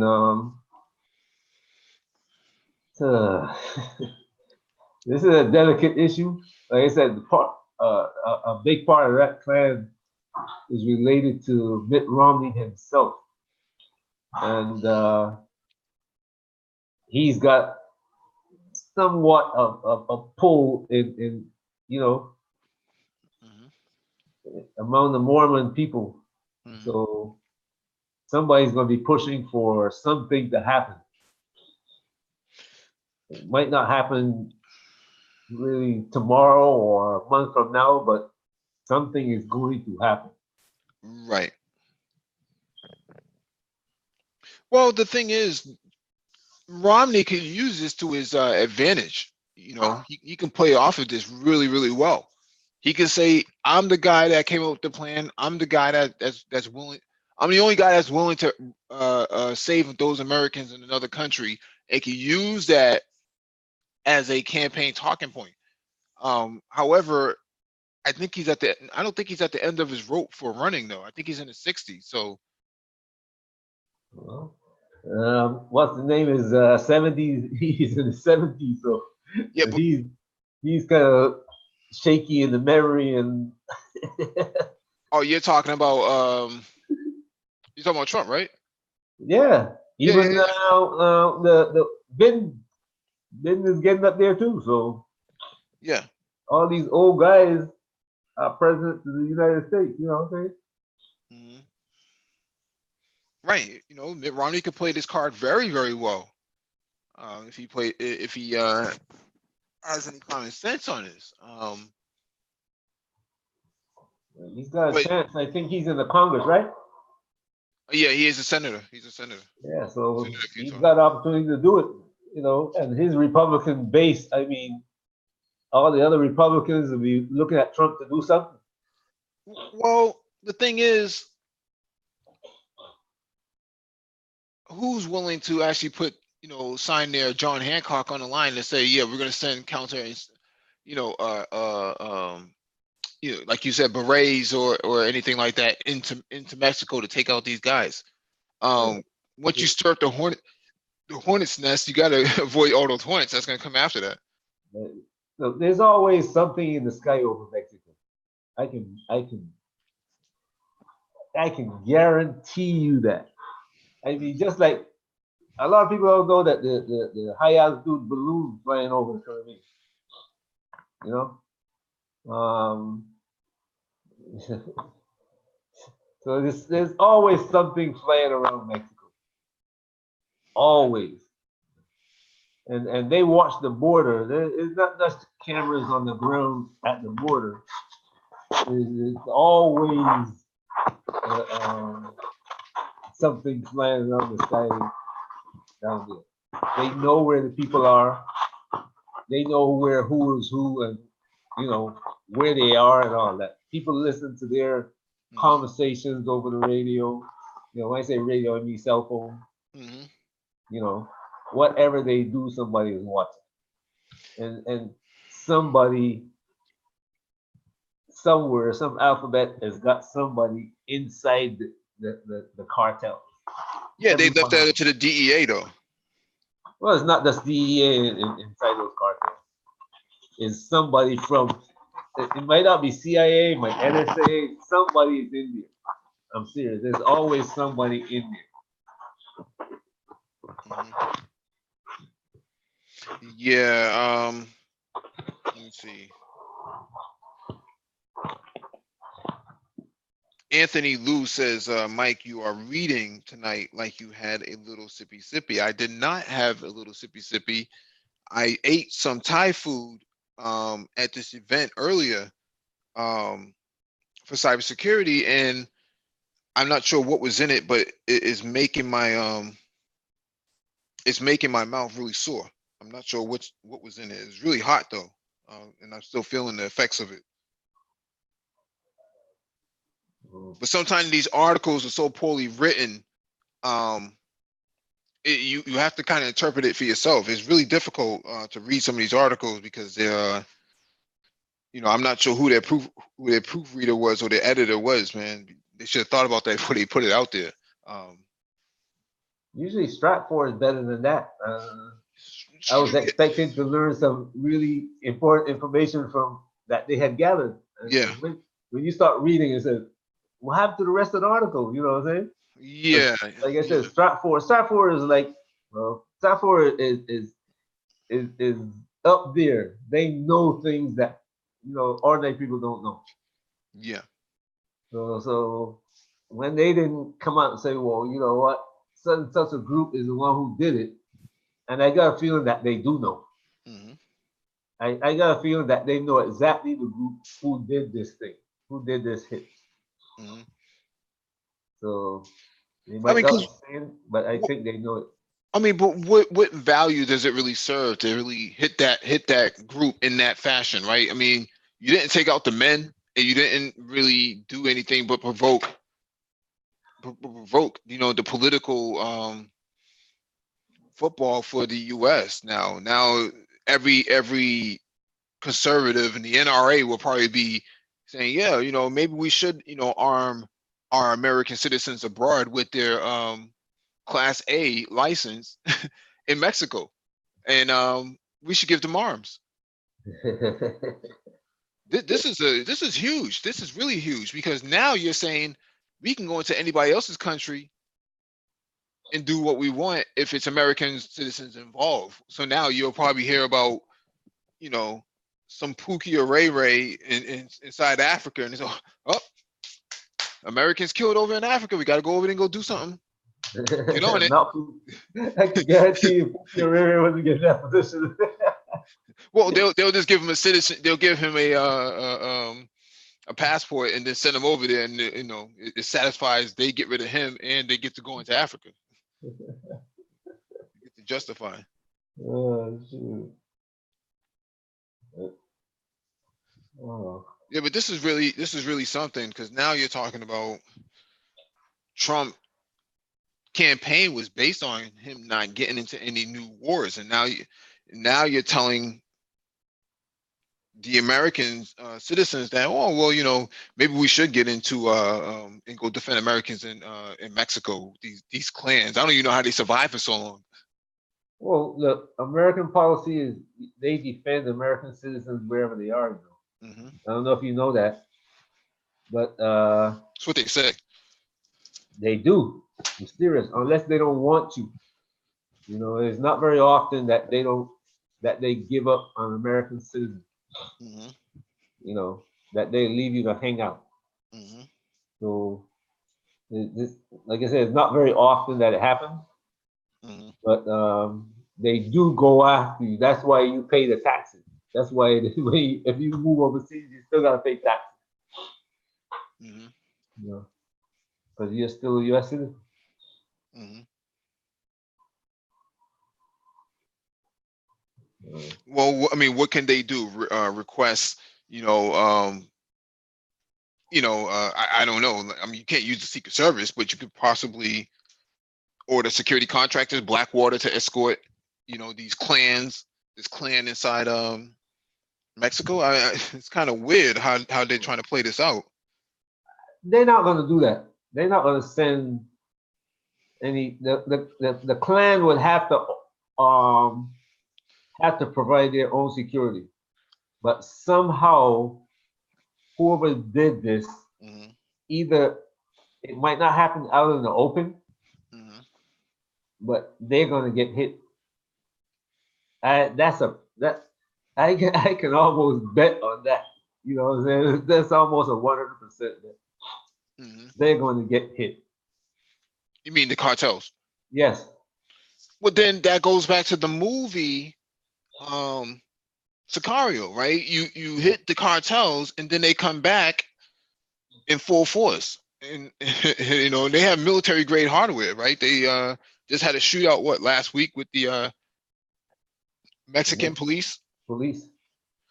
But nah, it's not happening like that. It's they're gonna get taken out one by one, the headmen and anybody who all you gotta do is put a couple of drones down there one by one. You know what I'm saying? That people are talking about how they get hide up in the hills and all that. You don't hear about the people getting knocked off in Colombia or you know you might hear about it when it happened in Iraq. Mm-hmm. You don't hear about it. You hear about it if it happened in Pakistan, Mm-hmm. and not when one or two people get knocked off, but if some wedding party get hit. You know what I'm Mm-hmm. saying? That's when you hear about it, and you might not hear about it for a couple of years. So you can guarantee that something's going to happen down there. It might not be next month or next week, but it's going to happen Mm-hmm. because those people are not just anybody. They're not just anybody. What are they? Those people got ties to big people in the U.S., not only Mitt Romney, but other people. They got connections here that they maintain. Mm-hmm. And there are people who go down there. There used to be people in the government who go down there. Mm-hmm. See, I want to look more into this whole clan thing because I'm trying to understand. I mean, how are they able to maintain all these women under one umbrella? How do they do that? This is when he said clan. These people own a huge swath of Mexico. You know, Mm-hmm. I'm serious. They're like if you take George Bush family, 10,000 what? What was it? Square miles or something like that? Of Texas. These people own a whole, I mean, a huge piece of property in Mexico. Mm-hmm. Very big. About the size of Miami. It could be Dade County. Mm-hmm. Because when the video that I saw about it is like they're riding in stigma. 5 or 6 cars with jeeps and submachine guns and all that, and they were riding for a long period of time. I mean, they were riding like 20 or 30 miles, Wow. straight road, cross the land. And these are big families. They're not just husband and a wife. Husband and wife might have a few children, and you got other people who are also living in the area. I'm trying. Yeah, right. I'm trying to understand how are they able to maintain it for so long and the stability, right? I mean, it's not like I don't think you can do that with a BW. That's what I'm Oh trying to get to. no, I don't think you can do that with them. no, I no, don't know no, if that no. works. That won't But happen. The closest I've seen that happen is the Muslims, Yahweh ben Yahweh, till the government moved in and chopped him up. And then there's a guy called Pastor Pastor Dow. Dow in Carolina Mm-hmm. that he seemed to be, running a tight ship. Mm-hmm. But you gotta have people with sense. When people come in, you can't just accept them. You gotta put them through some kind of psychological test to see if they can handle this thing. And then when they're in there, Mm-hmm. you gotta monitor them for a year, maybe 2, to make sure that they fit. Right. into the program that you set up. And they're not going to come in there and next thing you know, they whisper in people's ear and all that kind of foolishness. Because that's what normally happens, you know, especially with VWs, you know, they like to, they might look at Pastor Dow and say, yeah, that guy looks nice. You know what I'm saying? And then they be whispering to all the women inside the you know the organization, and that kind of thing can cause a big lot of problems. Right. You can't let stuff like that happen. You know, you're there for a purpose. You're raising a family, you're raising kids, and you got to be an example for the, not only for the your example. Pastor Dow is an example for everybody.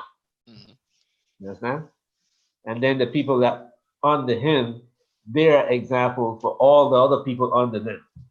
And if you're a man in charge of, you got a family, then you are example for not only your family but for the other families in here.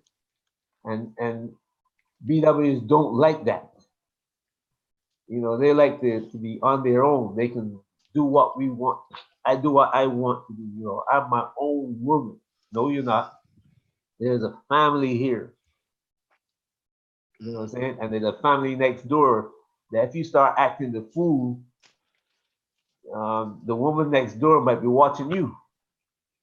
And then she's gonna start acting the fool. So she's gotta know that there are rules that she's gotta follow. And if she sees you not following the rules, she's gonna expect somebody to do something, either get you out or correct you. And that's the way it's gotta work.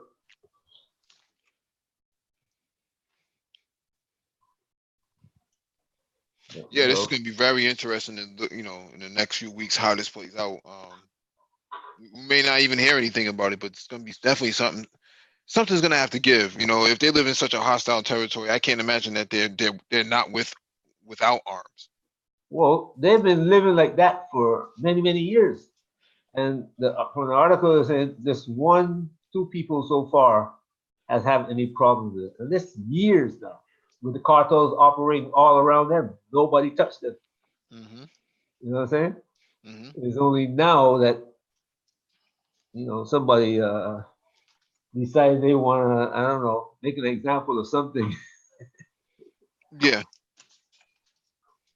So I guess an example be made of them to make them understand that, you know, this is not allowed.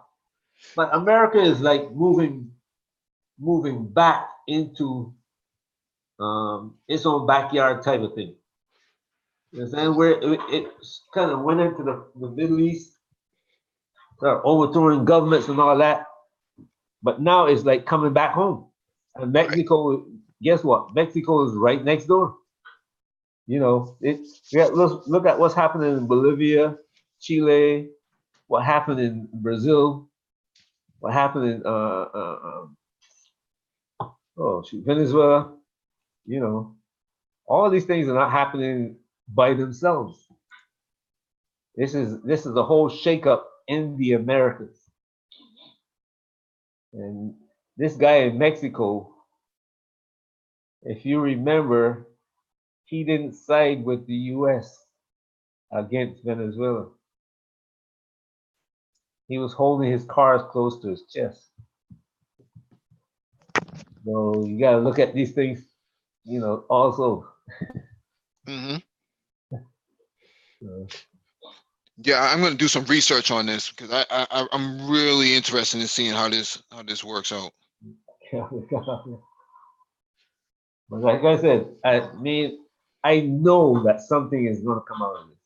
I can guarantee that this is not going to happen, and no answer. Nobody's going to answer it. We got Nagone from the Big Apple. Nagone can tell you. What's up, folks? Chilling, man. I don't know how much you've heard of the live stream, so go ahead. What were you guys just on? We're talking about Trump wants to take these cartels out, based on the attack on the missionaries in Mexico, the Klan. Well, I mean, he's been talking about that. I mean, he played a key role in locking up El Chapo. You know, Chapo was like, stop talking smack about Mexicans and all that kind of stuff, and said we'll get Trump. This is why Trump was running. Mhm. And then, kind of when Trump got elected, next thing you know, El Chapo was in bracelets, and you know, and they had him, doing the walk of shame. So you know, if he wants to get the cartel guys going, I mean, you know, that's something he could talk about, but they're so entrenched in certain kind of areas. Mhm. You're really gonna have to kind of move in with kind of joint military operations, and the cartels have a big influence also, kind of in the military. They have a lot of money. They've got a lot of corrupt sources. So you know, it's really more incumbent upon the Mexican government to do that. I mean, he could pull a Jack Ryan move, you know, like Tom Clancy novel, and go out there and Jack Ryan and a few of his boys can go out there and do a little damage. Mhm. But but in reality, to really knock out the cartels, it's going to have to really come from the Mexican people itself, because now they have the autodefensias in that fought against the Zetas, and that was basically a militia group formed by the people, by actually the growers, or by the sugarcane growers and so forth, who were being extorted savagely, and they were just killing a lot of people. So they created their own militia, and then they were deputized by the government to protect their areas, and that's just kind of how that's how that was. And I think that's really what you're going to have. I mean, they're running really strong out there. I mean, they were running so strong. In fact, I don't know if you remember hearing about when the show Narcos was actually starting to cite find some places where they were going to shoot in the area of Sinaloa. One of the site managers who was out there driving around trying to find out a good place to film, they shot him. They killed him. They killed him in the car. They shot him like 9 times, left him sitting in the car, saying, you're not gonna come in here and do like you guys did down in Colombia.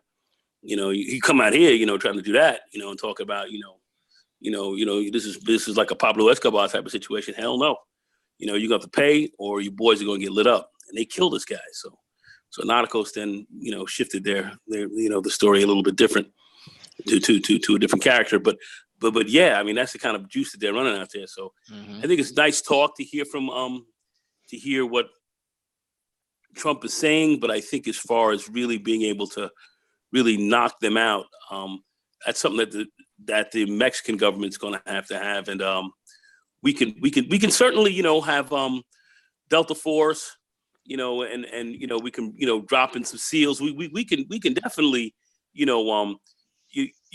kick their dicks in a little bit, but it's not going to totally shut them down. I mean, we can definitely hurt them, but shutting them down is going to be a whole another question. Have you seen the movie Sicario? Sicario, you see? Yes, I did. Yeah, that's exactly the whole script is to draw the Mexicans in, or the Mexican cartels in, get them sucked into a war with each other, kill some Americans, and then justify labeling cartels as terrorists against the state of the United States, against the United government, and then send your military in there. I mean, all that sounds good, but the big corrupting factor is that the cartels have billions of dollars. They have not millions, but billions of U.S. dollars. They have billions of dollars. Mm-hmm. So they can corrupt. That's the issue that you have there. They're a corruptive force. I mean, people don't want to talk about on the borderlines, and even in some towns, they arrested some sheriffs a few years ago. I think in El Paso, some other areas where they had where these guys were on a payroll of the cartels, and here are American law enforcement agencies with people who were, heading up police departments who were on their payroll. We see some of that going on in Chicago and other places. I mean, we see this. They got a lot of money. They're just not violent. They have a lot of money. They have a lot of money. So that's a corruptive force. That's part of the problem, that they can corrupt. And how do you stop that? You got a president sitting up in here who people are saying, well, was washing money for the Russians. So it's money, man. It's at the end of the day, you got to follow the money. The guy who got killed, the first real DA agent who got killed, Kika Camarena, he was going after the cartels back in the 80s as well, and his deal was follow the money, and they took his ass out, and then we've been kind of rocking and rolling with them ever since. But it's a lot of money involved, and the banks are tied deeply into it. A lot of institutions are tied deeply into what's going on with the cash. That's the issue, and nobody wants to talk about that. And I'll bring it up because I'm not even going to begin to hide that. But that's a big part of our problem in that area. Most of that money is going to the half mile. You know what I'm talking about, right? Most of that money's going where? I didn't understand. Say that again. Most of that money is going to the half mile, or mile, what they call it. Last mile? The square mile.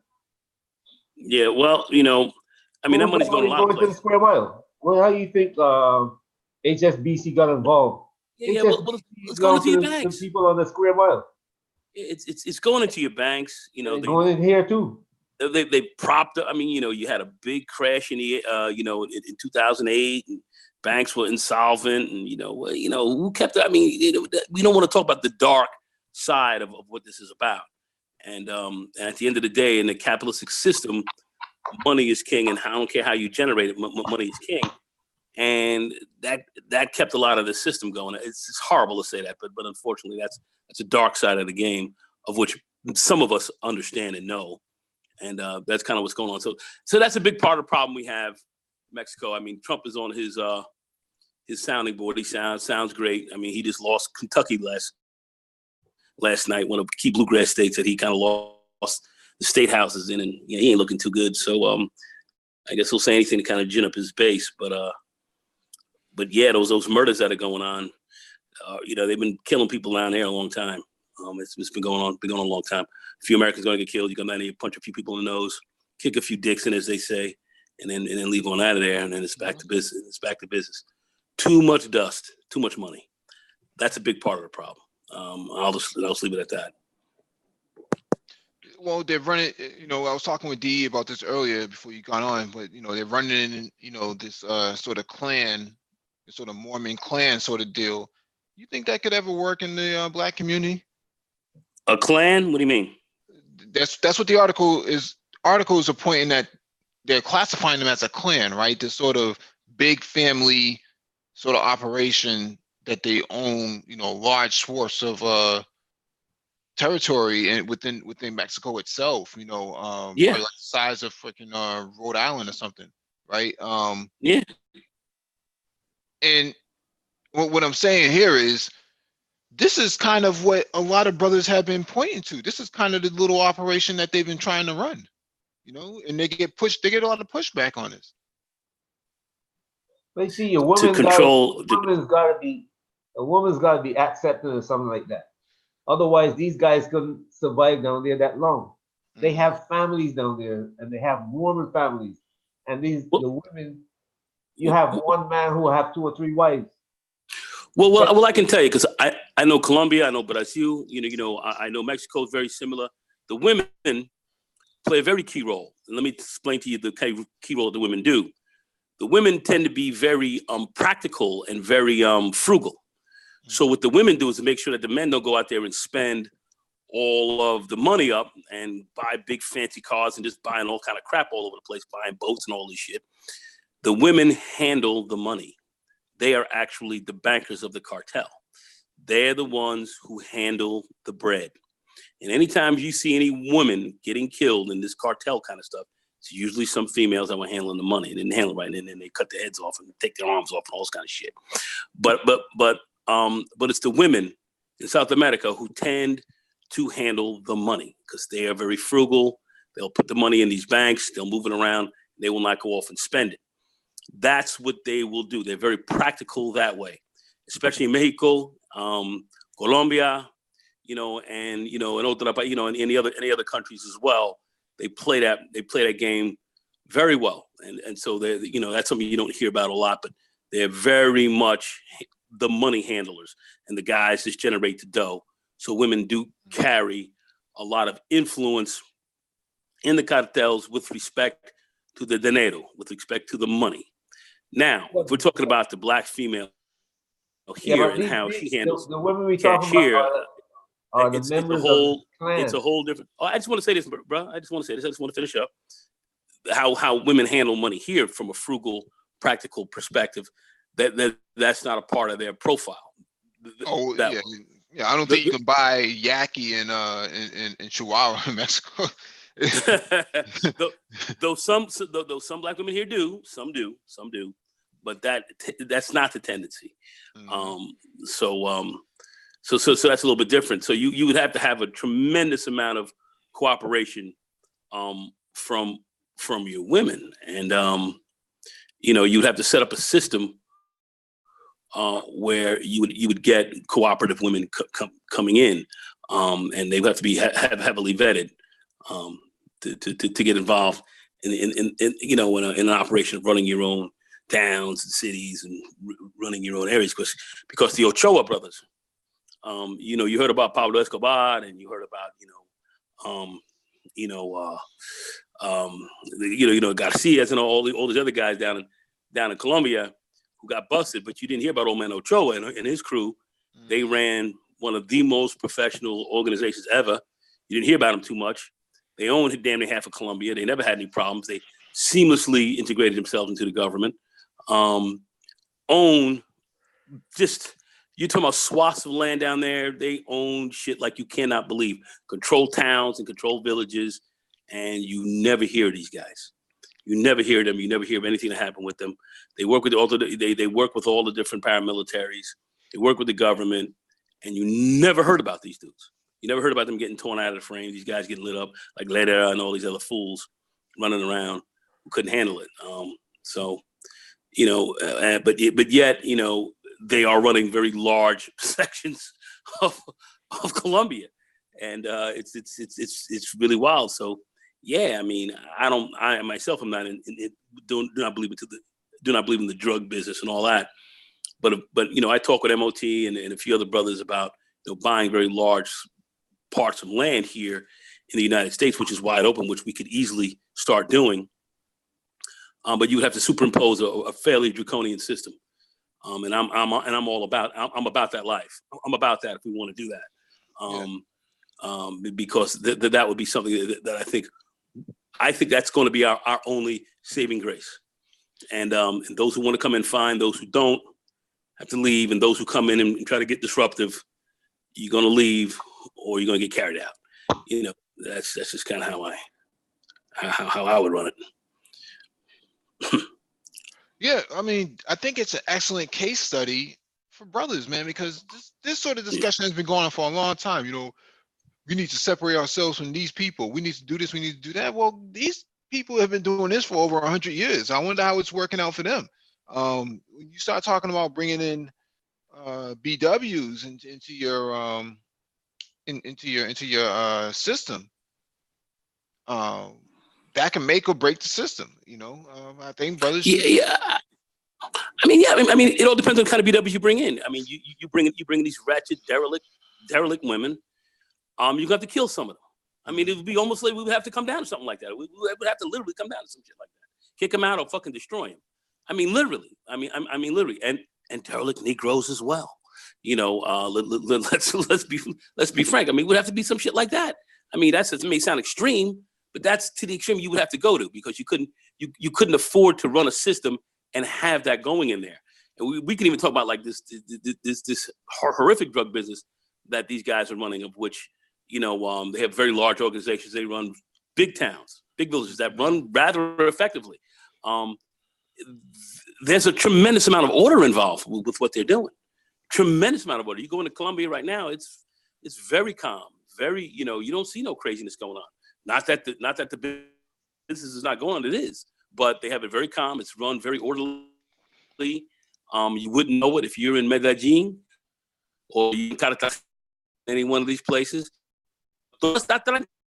Everything is, everything is, you don't see anything.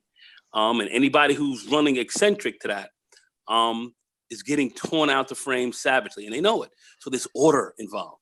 So that's just kind of how that goes. I think in anything that's going to run well, you have to have an orderly. It has to be in order. So when you talk about people like Pastor Dowell and others who are separating themselves, who are already doing this, who are separating themselves, and it's a very orderly system. So any black woman that's going to come in there, she's going to have to be orderly, and and be accepting of an order. Some of these women would not be proper for that, so they couldn't come in. And if they did come in and you didn't vet them right, you're going to have to get rid of them, one way or another. And either way is fine with me, but just make sure that they're out. Either way is fine with me, but they got to go. And that's how that goes. And that goes the same for these Negroes as well, who will come in and be disorderly. You can't run something like that in a disorderly fashion. And that's order. You would have to have order. And everybody have a defined role and play it. Mm-hmm. I wonder if you could possibly do something like that in Africa. So much land, and whatnot. I mean, I'm thinking about this out loud because I never really thought about it until I read the articles. And I was like, this is interesting. How is this possible that they're able to keep this thing very, very stable in order to reproduce that many children? I mean, they didn't just have 1 or 2 kids. They had a whole gaggle of kids that were killed. You can do that in any other country except, well, I shouldn't say in any other country. You can do it in Europe or America.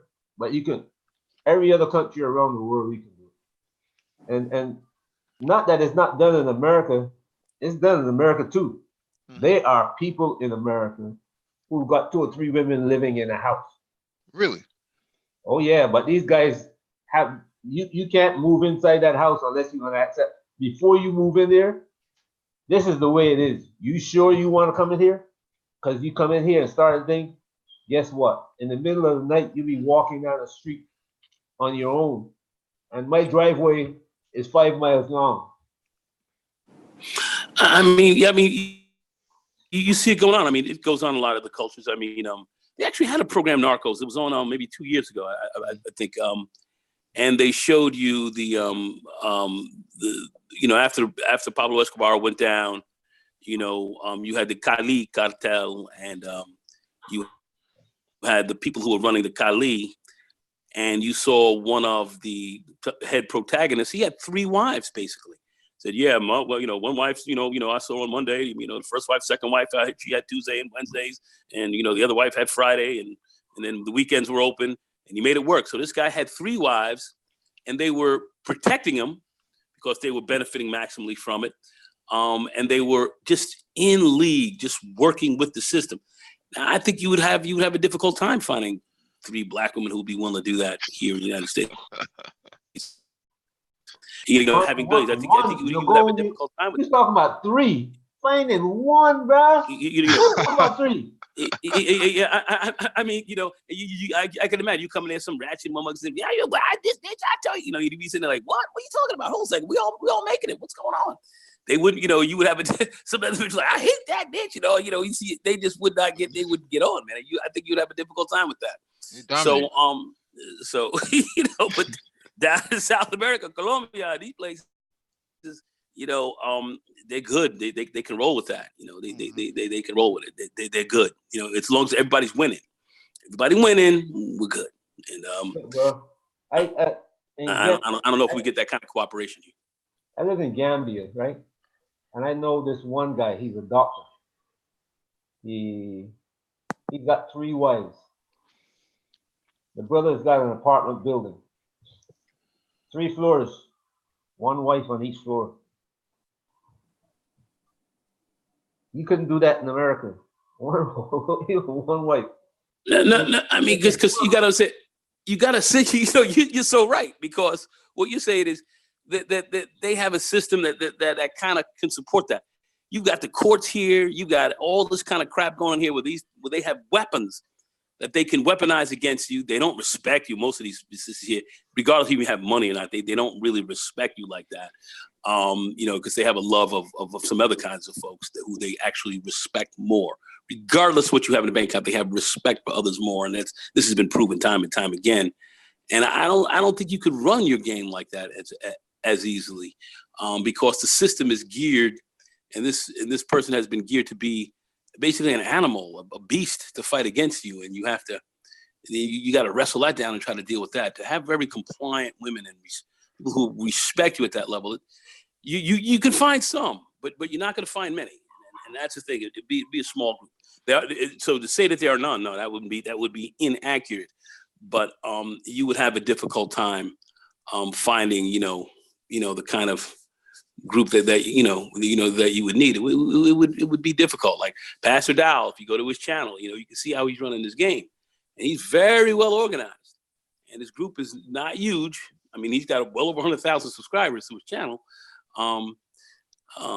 But he's talking a game that a lot of people are buying into. And at the end of the day, it's kind of a small group, and even people who even agree with them, some of these women, you'll see they would have a hard time with it, because underneath that type of system, they would chafe. They'd be like, at the end of the day, they can't help from saying it deep down inside, fuck this nigga. That's just what comes out of them, So, for some of them are just going to chafe underneath that just because of how they feel about you. So it's difficult, and the system promotes this. So, you'd have to start with small groups, and you would have to keep a iron tight rein on things. Even if people are winning, they'll sabotage to lose. Even if you're winning, they will sabotage. So self-sabotage as well. So you have to, you got to figure all that into the mix. Difficult game. I definitely would like to get into it, but that would be, that would be tough. But it's definitely worth trying if we can get it done. Mm-hmm. Yeah, I think we'll close out on that, man, because somebody else was trying to get in here. Wacky Water O. We'll give O 30 seconds, man. To say his ayats and his shalams.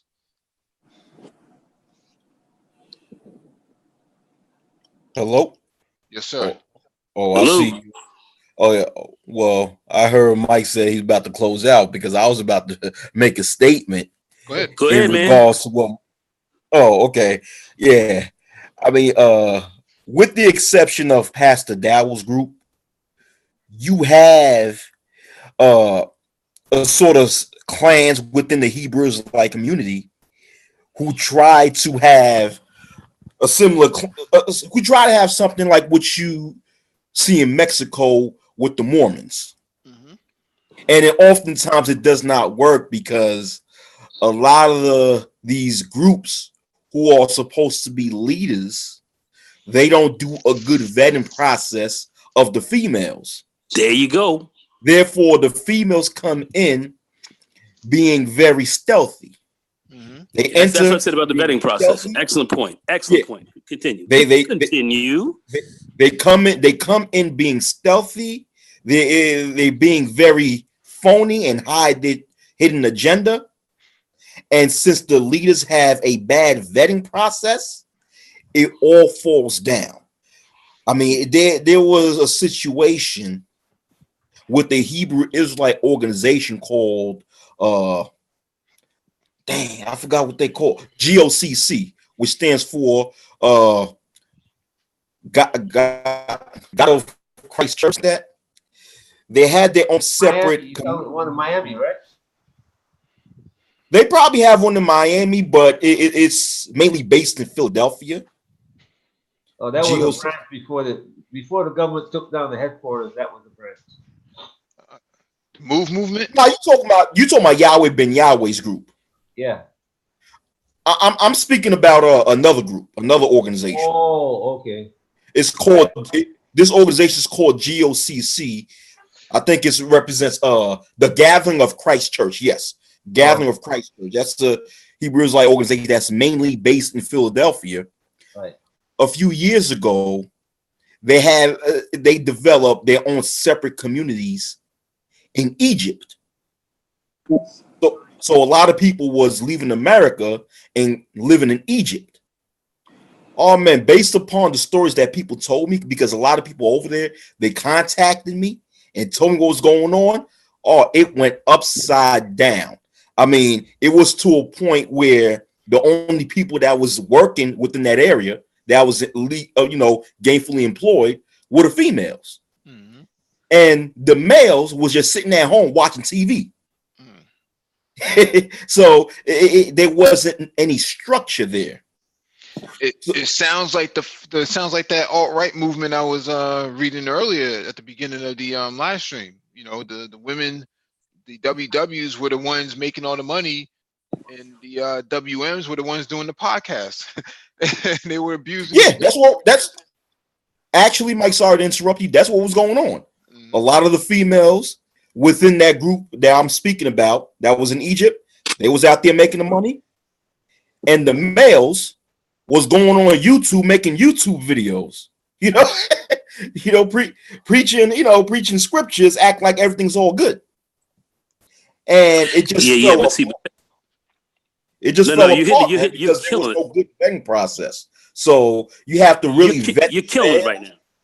What? You're hitting it. You're hitting it right on the head right now. Because at the end of the day, Pastor Dow, he makes sure the men are building houses, the men are working, the men are doing certain things to, and the women have to. Everybody's got a role. So Anyway, go ahead. One thing is with Pastor Dow. One thing a few things that makes his community works. One, he makes sure that he accepts skilled individuals. That's right.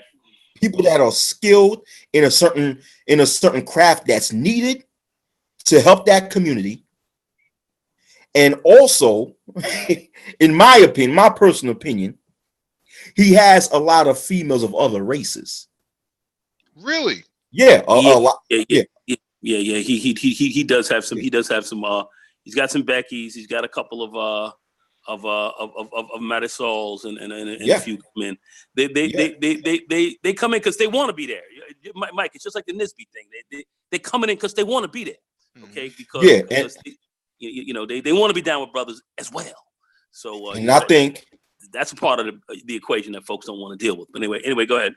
And I think that's one of the things that makes the community works within Pastor Dowell's organization, because a lot of the Beckys and the Marisols and the Ching Lings that's there, in my opinion, they already came from patriarchal structures in their personal lives.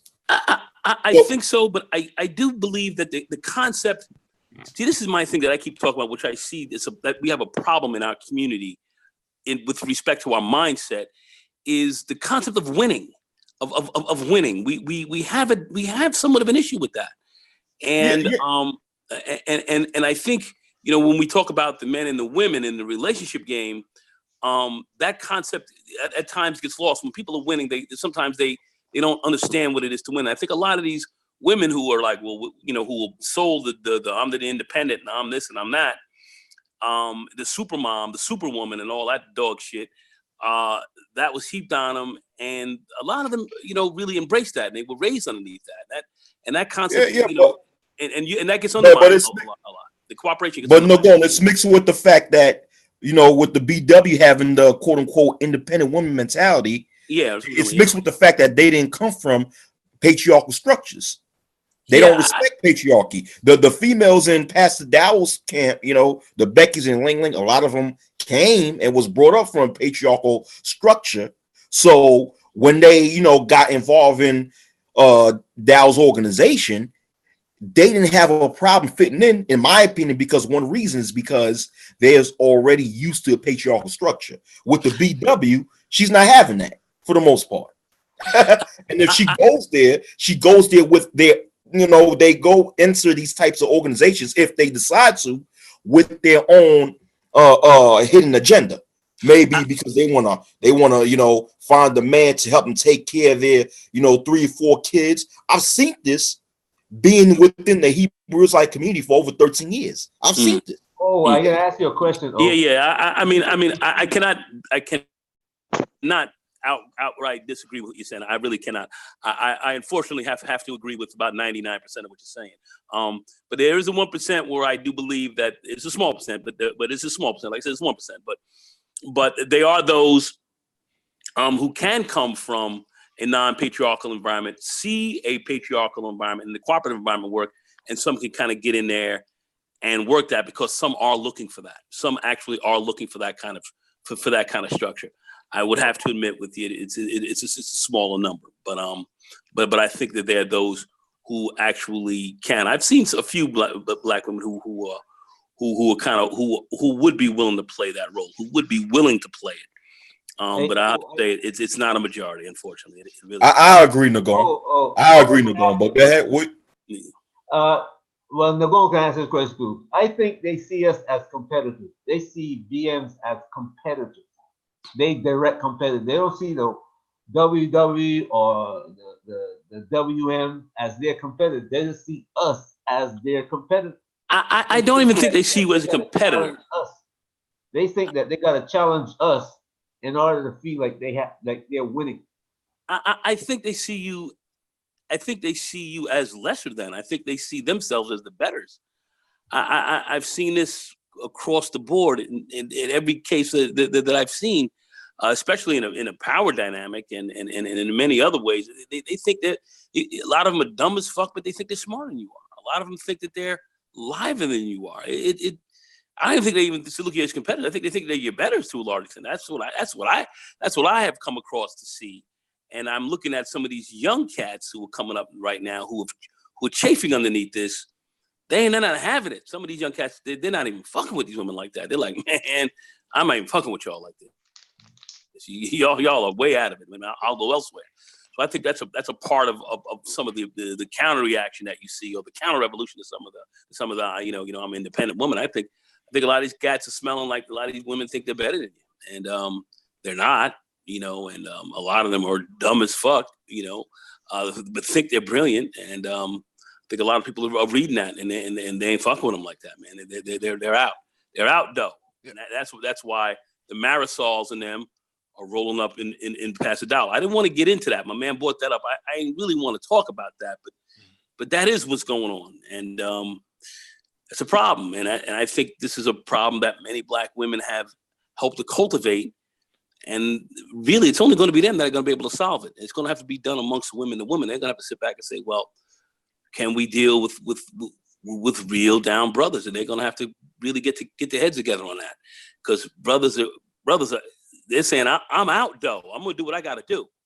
And that's where we're at with this. That is just where we're at.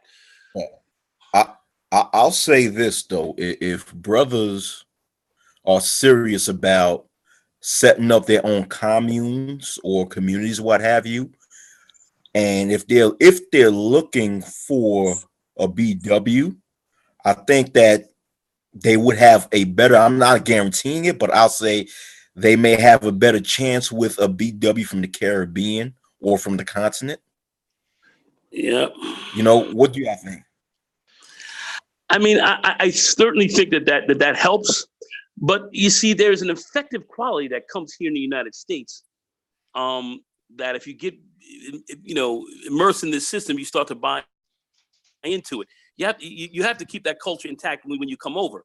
Like I said, I was in my gym the other day, and here, I met a couple. They were actually from Europe, in fact, but they were the Albanians, but they're white and they're Muslim, for the few white Muslims out of there, and you just sort of orderliness in how these guys were operating. And it was like, you could not shake this woman's hand and say, hello, how you doing? You had to bow, bow your head, hey, how you doing? Give her respect. I said, I'm alaikum, and she would respond in kind, and you would see the husband, you shake his hand and do whatever, and you were cool with him. But this woman was in line, and she was there with her other friend, and they were holding a line, bro. They were in a very orderly fashion, and they were looking at kind of around like the rest of the people, and they're like, these guys are animals, kind of thing, and not me and my friend, because we were very respectful to them, but you can see just how they were looking at everything else, like, we're not buying this. This is bullshit. So you have to have people who can come into the system and reject it to a certain level and keep their order in line and not let their order be affected by the derelict nature of what goes on here in the States at a wholesale level, and the derelict nature of how these women operate that are just so highly accepted, and certainly with black women, the dereliction, the derelict nature is very high. You can just listen on the tube, just where a lot of them are coming from. They're derelict as fuck. I mean, you can't even work with some of these people. They're finished. So you have to have people who at a certain level come in and reject some of this. They have to reject some of this, and that's difficult. That is difficult. How exactly do we get around that? I don't know, but I think the vetting process, as you were saying, has to be dead on point. And I think we're going to have to get used to the point that there are going to be others that are going to come from outside of the BW, who are going to make up the new rising side of a new and somewhat changed and altered black community. We're going to have to kind of begin to get used to this idea, unless things change drastically. And unfortunately, I don't see that. You know what, Nagon? It's funny that you made that point, because about 10 years ago, on a website called GenerationX.net, Mike, are you aware of Generation X? Remember when that website came out? Yes, 2009. Yeah, it didn't last too long, but it was supposed to be set up in the same way that what's this other site that this Black Avenger TV. Yeah, like Black Avenger. It's what you set up just like that. Yeah, that was mainly you might as well call GenerationX.net the first Black Avenger TV, where it was basically a carbon copy of YouTube. Yeah, it was a carbon copy of YouTube, to where a lot of black male YouTubers would go and create content in, and within that circle, a lot of people would speak about something called a brown community, where so-called black males would establish a new community, like Nagon was talking about, with females of other races, and set up a new society. So it's I'm not saying it's all going to be other women. I'm not going to say it's all going to be other women, but they're going to be in there. They're going to be in the mix, and that's just what's going to go down. And unfortunately, some who should be in place are going to lose their place.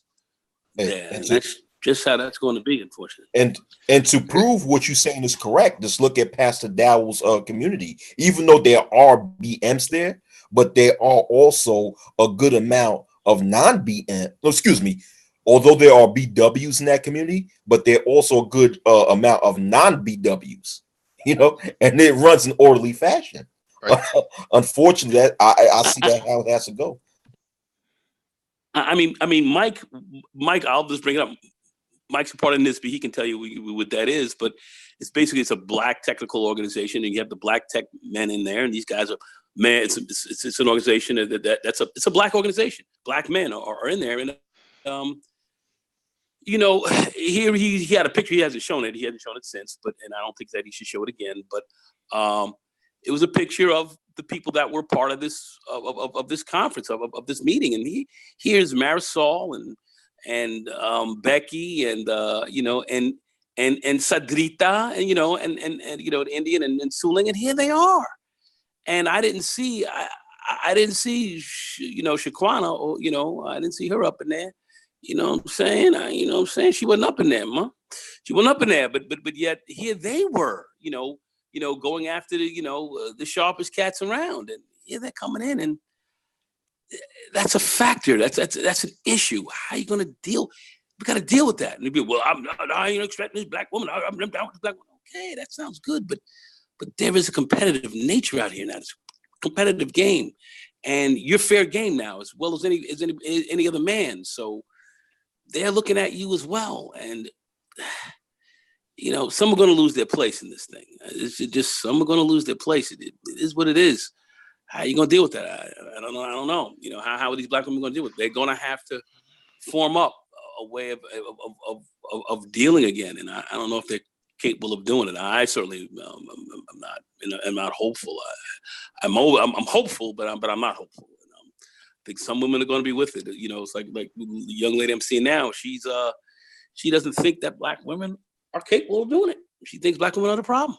You know, I wanted to bring her on YouTube, but I was like, nah, I bring her up in here and have her blasting on there. They'll be trying to tear her out the frame. So I don't know if I want to expose her to that, but this is what she believes. There's another black female who she's an attorney, you know, in a professional setting, feels that that these sisters ain't on point, you know, with some of the stuff.